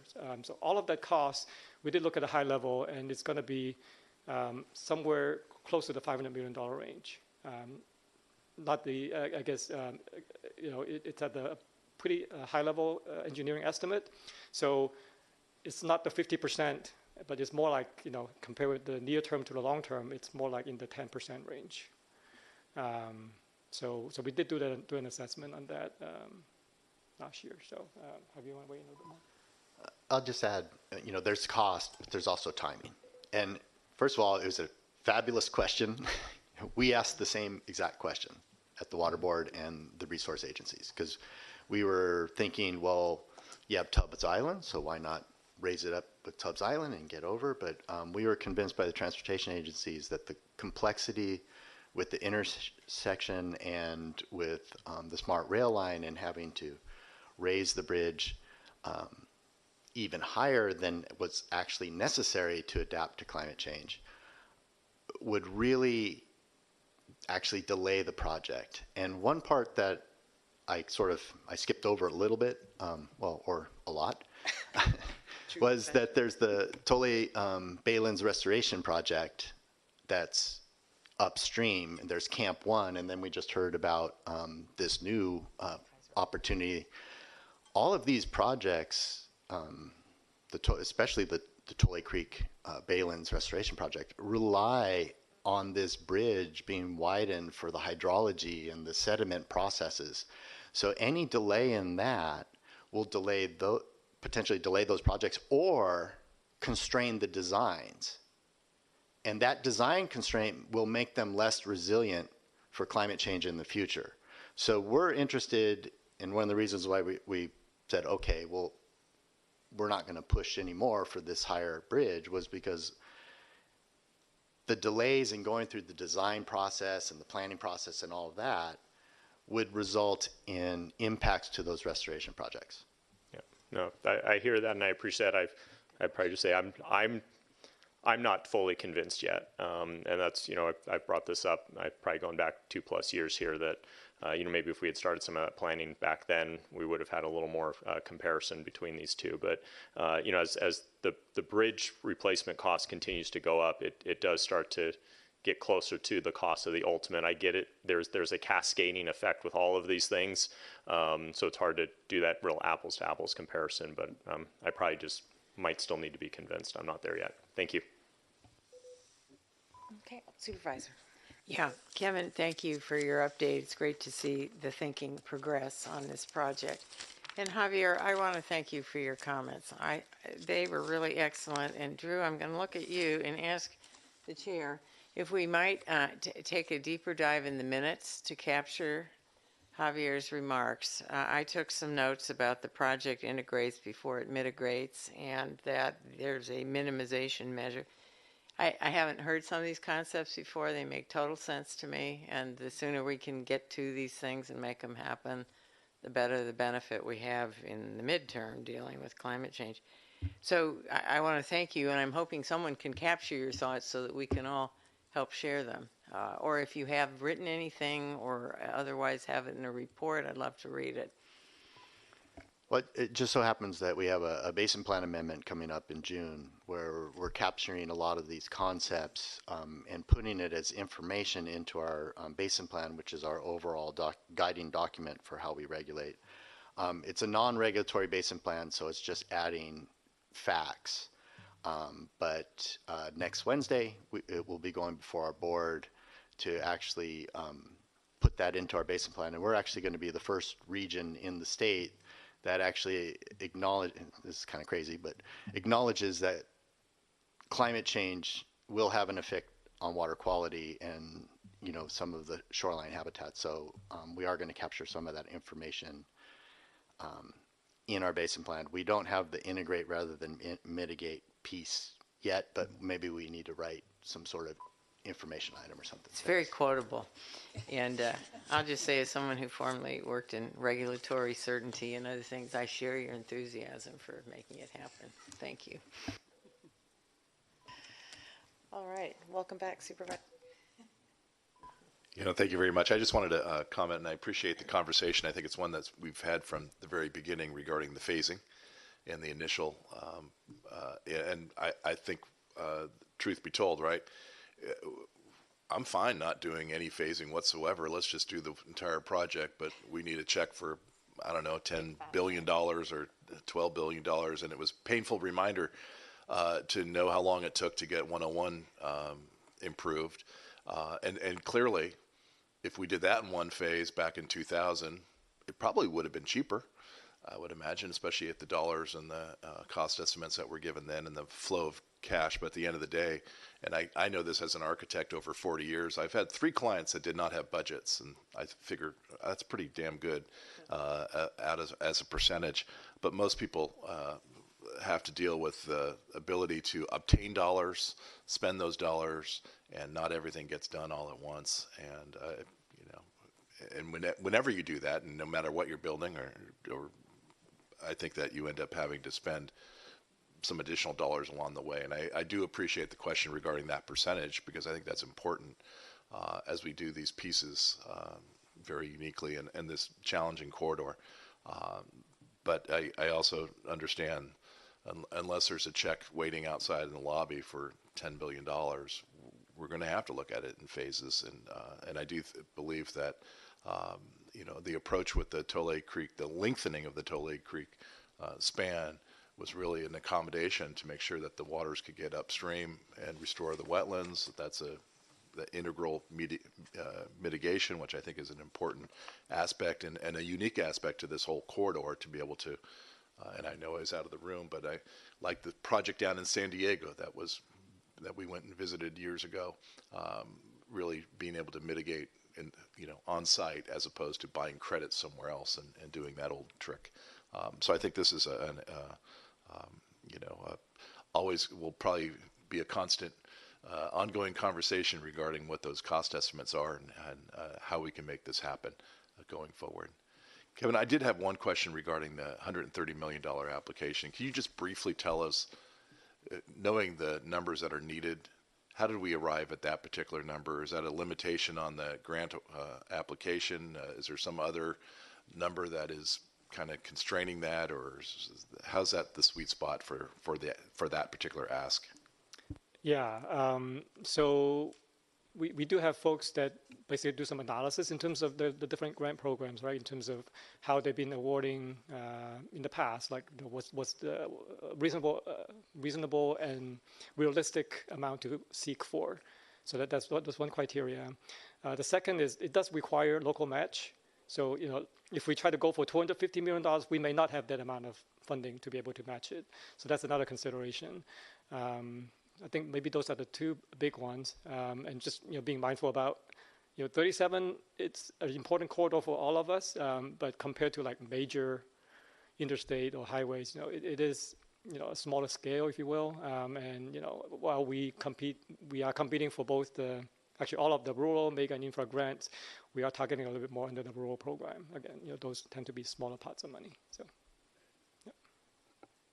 Supervisor Moulton-Peters. Thank you, Chair. I had a follow-up request that Javier had mentioned some new funding buckets that the inclusion of nature-based solutions would allow us to tap, and if the minutes could reflect those as well, the new funding sources, I'd just like to.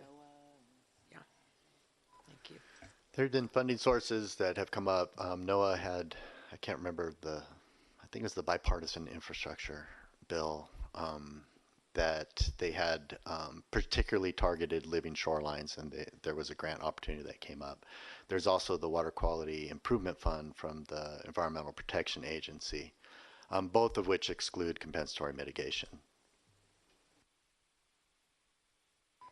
Okay, you were popular, Javier. Thank you, Kevin. I don't see any other hands raised. I saw Victoria Fleming come on. Do you have any questions? Anybody have any questions online? For this? Okay, thank you. Thank you so much. Appreciate the report. I have public comment, Chair Hannigan. Perfect. Let's have public comment. Thank you, Drew. Let's do it. All right, and we'll start with Steve Bertelbaugh. Steve, I have permitted you to speak. You may start when you unmute yourself. Thank you, Steve Bertelbaugh with the Transportation Land Use Coalition. I'm not aware of any other projects where we have one lane that's tolled and the next lane next to it that's not tolled.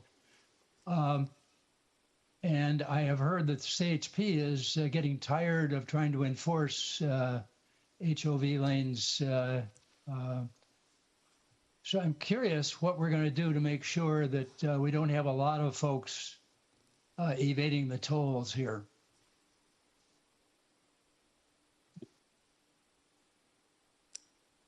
Alrighty, thank you, Steve. Next we have is Tom Conlon. Tom, I've permitted you to speak. You may start when you unmute yourself. Thank you, Drew. Good afternoon here, I guess. Tom Conlon here. I'm a resident of Sonoma Valley, and I appreciate the conversation today, in particular the concept of integrate before mitigate. Another way to think about that is inset versus offsets. Offsets, of course, being questionable at this point. I wanted to be sure I understood the pie chart, the budget pie chart for the short-term project. It was $500 million. I wanted to map that to the equity goals.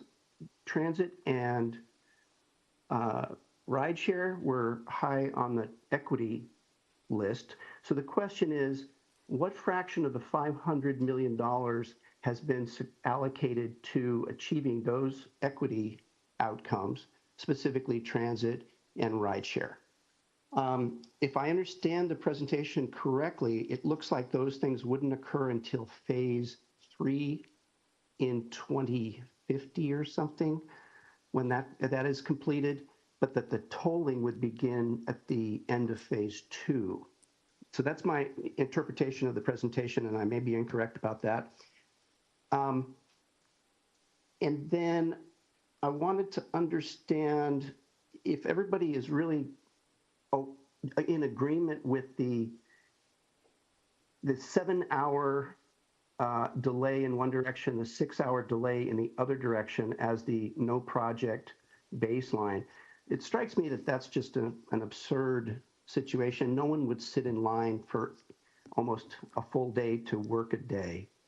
And so I'm trying to get my head wrapped around whether that is inaccurate and kind of a faulty platform for us to be doing this planning on. I know I can ride my bicycle past a lane of parked cars from here to Vallejo in much, much less time. And I don't think that was, I think I raised that comment in the EIR period, but I don't think it was adequately addressed.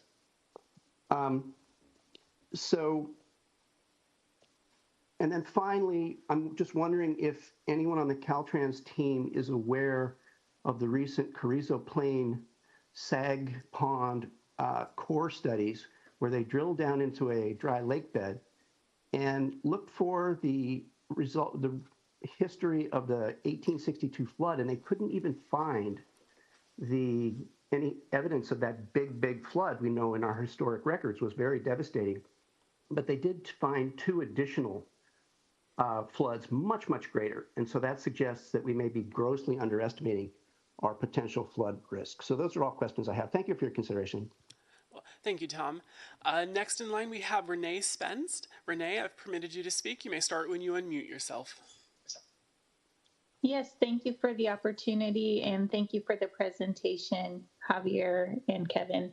I was really struck by the photo that you showed at the beginning of your presentation, Javier, about regulatory considerations by the number of PG&E towers that appear in that image.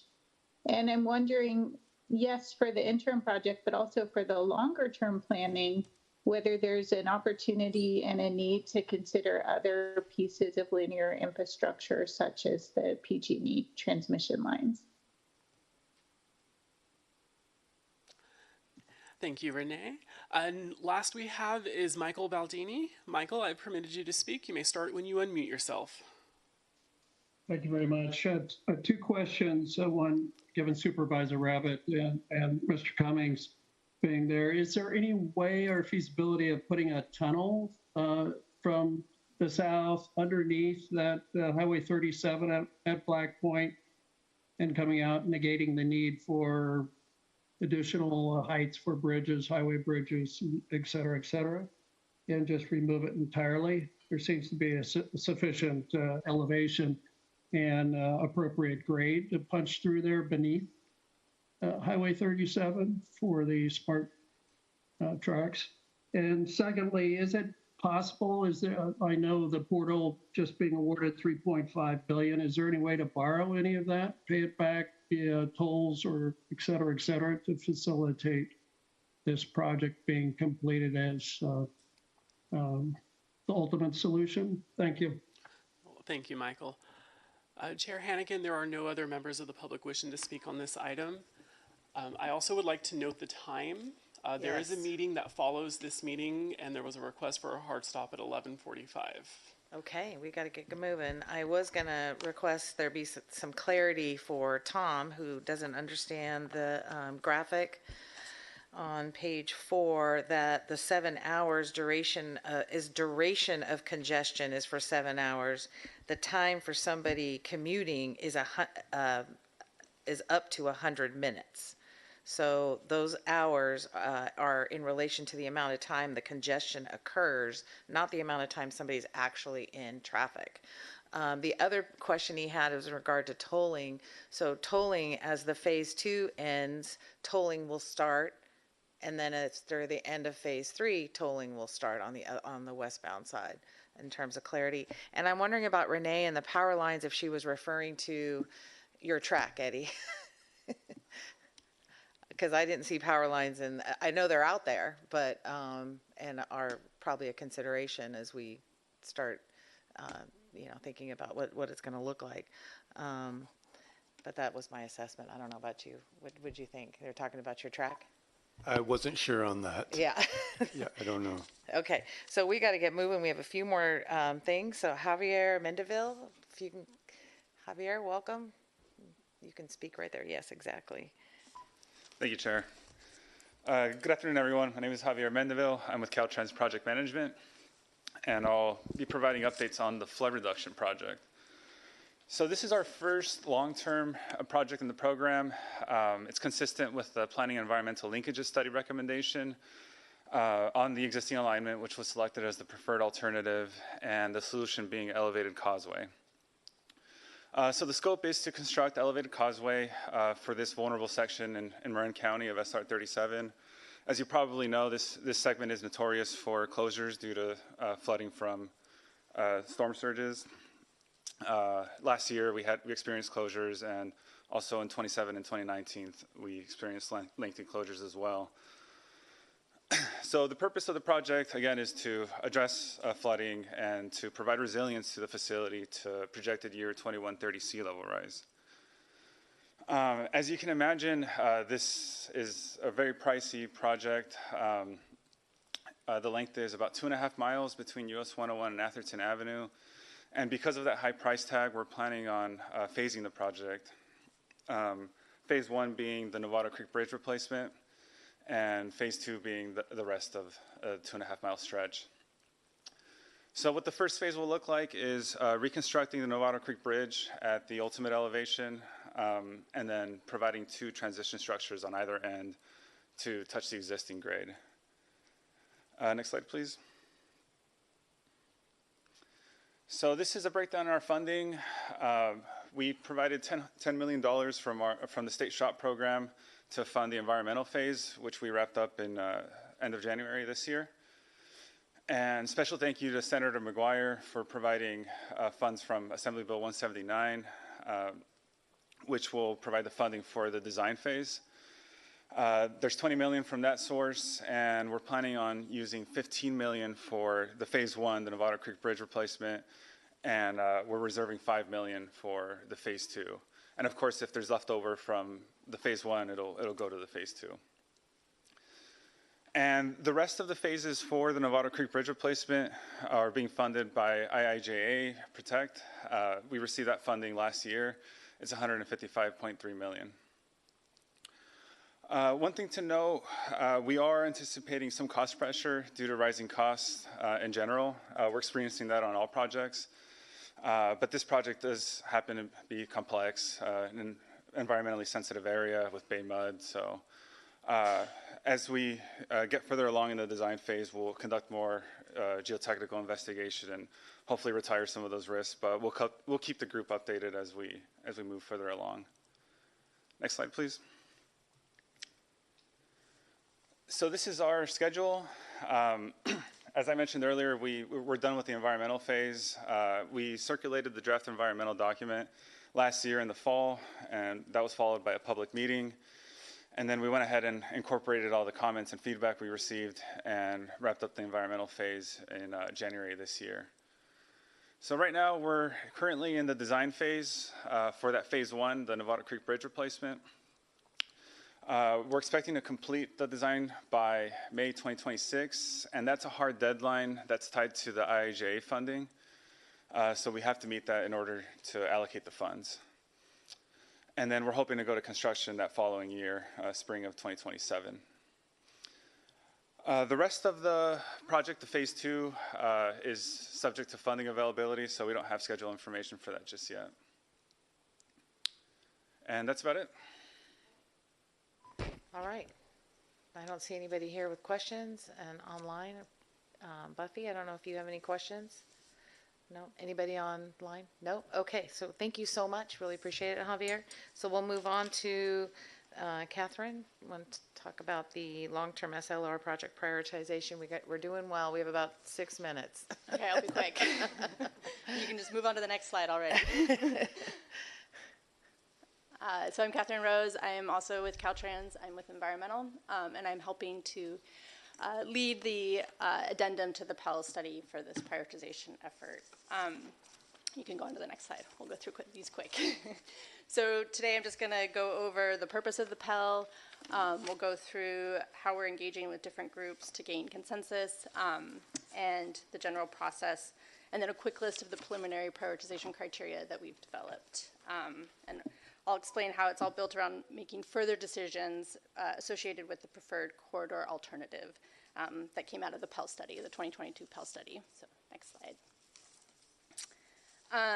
Okay, as you may recall, Caltrans completed the Pell study in December of 2022, which included the implementation plan and identified a phasing approach for project delivery. There are 8 sections of projects with independent utility and logical termini that were considered for future implementation. So we've come back to the Pell study to work on this addendum and prioritize the order of delivery of those 8 sections. And we're conducting a collaborative approach with the PLT, the ESC, Caltrans staff, stakeholders involved in the Pell study to develop and apply the prioritization criteria to the 8 sections that were identified in the Pell. We're going to conduct this work by building on the prioritization effort that was conducted by MTC last fall and furthering a process that ultimately prioritizes the sections for project delivery. And then the end product of this work will be an addition to the Pell study and an update to the Pell guidebook. So next slide, please. So the 2022 Pell study selected a primarily elevated causeway along the existing alignment as the preferred corridor alternative with these 8 sections. The addendum effort is focused on the project delivery phase, and the Pell study identified within the preferred alternative. And the Pell study implementation plan identified this phasing plan for the preferred alternative, since building it all at once was just not feasible. So the goal of the Pell addendum is to determine which of the 8 sections of the preferred alternative make the most sense to proceed with first and into the delivery phase, and then in what order. So the Pell addendum isn't revising any of the decisions from the Pell study. Instead, it's aimed at facilitating further decision making, which is that prioritization. So next slide, please. So similar to how work was conducted for the Pell study, we're seeking to engage with many partners as we work on the addendum for input and feedback and building consensus.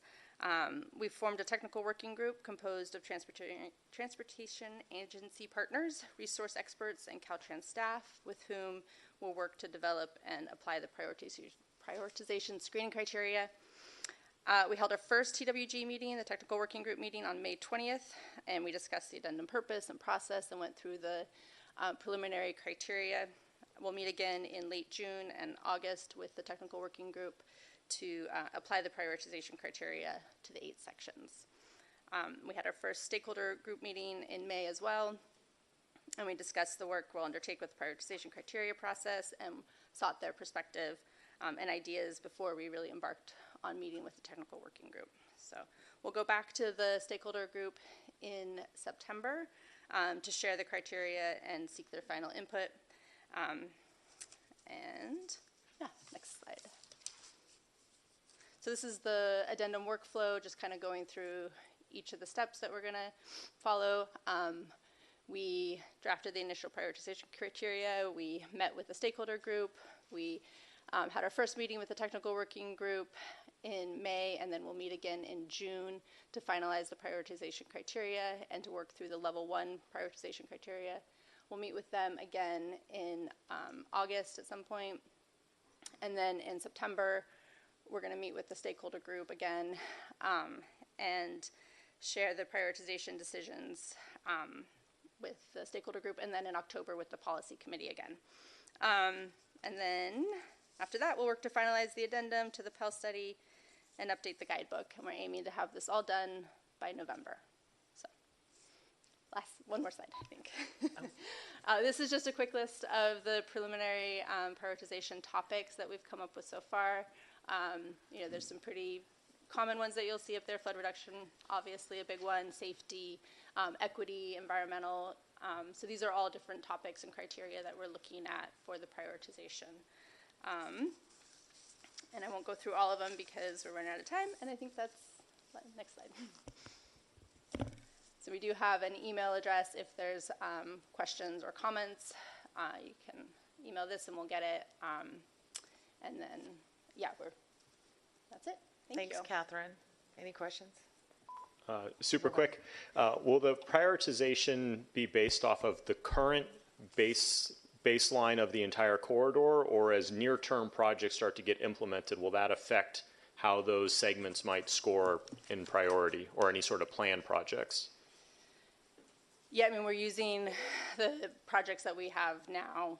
So it's those 8 sections, that were identified in the Pell. So those are the ones that are being considered in the prioritization criteria.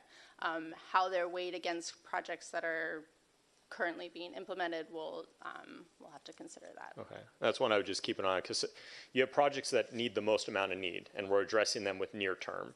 And then they might not score as high for the ultimate, so then the project that maybe wasn't as significant gets the ultimate project, and then the near-term one kind of stays, and it kind of leapfrogs it. So however we can address that in the criteria, I know it's a tricky situation. Yeah, okay. Thank you. Thank you. Thanks, Catherine. I don't see any other questions from the panel or online. Because we are right at 11:45, I want to apologize to Daryl, Eddie, and Bart. Thank you so much, both Daryl and Eddie, for submitting your documents. We already have the slideshow, and we have access to your presentation. If you want to add you can send us all an email. Bart, I know you're excited to talk about communication and equity, and we're excited to hear from you as well. So if you want to send us something, an email to follow up, that would be great. We can include them in the minutes. Do we have anybody on for public comment? Do we see? Okay. Can we limit the time? And because of the constraint we have here in the room, maybe we limit it to 2 minutes or less. So let's go ahead with our first caller. All right, so we'll start with Barbara Saltzman. Barbara, permitted you to speak. You may start when you unmute yourself.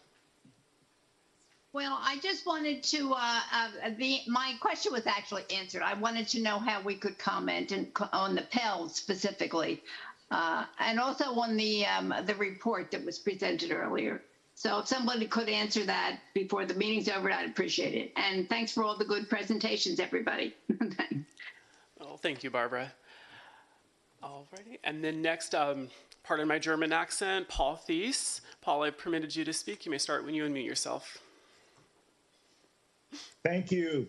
Can you hear me okay? Yes. Yes. All right. And I mean to comment briefly on equity and communications. Thanks to Mr. Chen and Mr. Nay's efforts in these directions. Equity means more than speeding up travel times and providing toll discounts. Equity involves who pays the tolls. Tolling the general purpose lanes only between Vallejo and Sears Point will be inequitable. It will continue a pattern of discrimination, which has excluded many lower income people from living closer to work in Marin and Sonoma counties.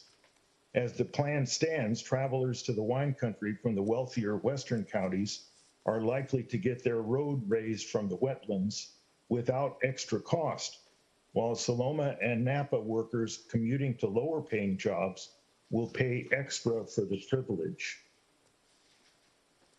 According to Solano Transportation Agency figures, in lower cost Vallejo, 18% of the households already pay more than 50% of their income for shelter. They're stretched to the breaking point. Tolling with lower income discounts across the whole project can fund van pools and buses. These services are currently unfunded in the plans, which are before you. Tolling structures already charge for short distances along Bay Area freeways. Why not here? Our elected officials could help make legislative adjustments if needed to ensure tolling equity and adequate mass transit for all income levels. Thank you. Well, thank you, Paul. And for the record, Paul did send a pre-submitted public comment, and I provided it to the committee as well as posted it online. Is that it? And with that, there is no more members of the public wishing to speak. Thank you. There's some future topics on our agenda as well, and we'll go ahead and adjourn. In the future meeting schedule, it says Sonoma County. I'm going to try and get you all into Solano County. So for my last meeting of this board. So with that, I want to thank all the presenters. Please, thank you for all of your efforts and bringing in some great information for us to understand more about this project. I think the comprehension level goes up and up and up every time we get that foundation and then add on to it. So I really appreciate that. And I appreciate my colleagues. Thank you for hanging in there. I know this is a long meeting and you've had to drive here. I really appreciate it. With that, drive carefully home.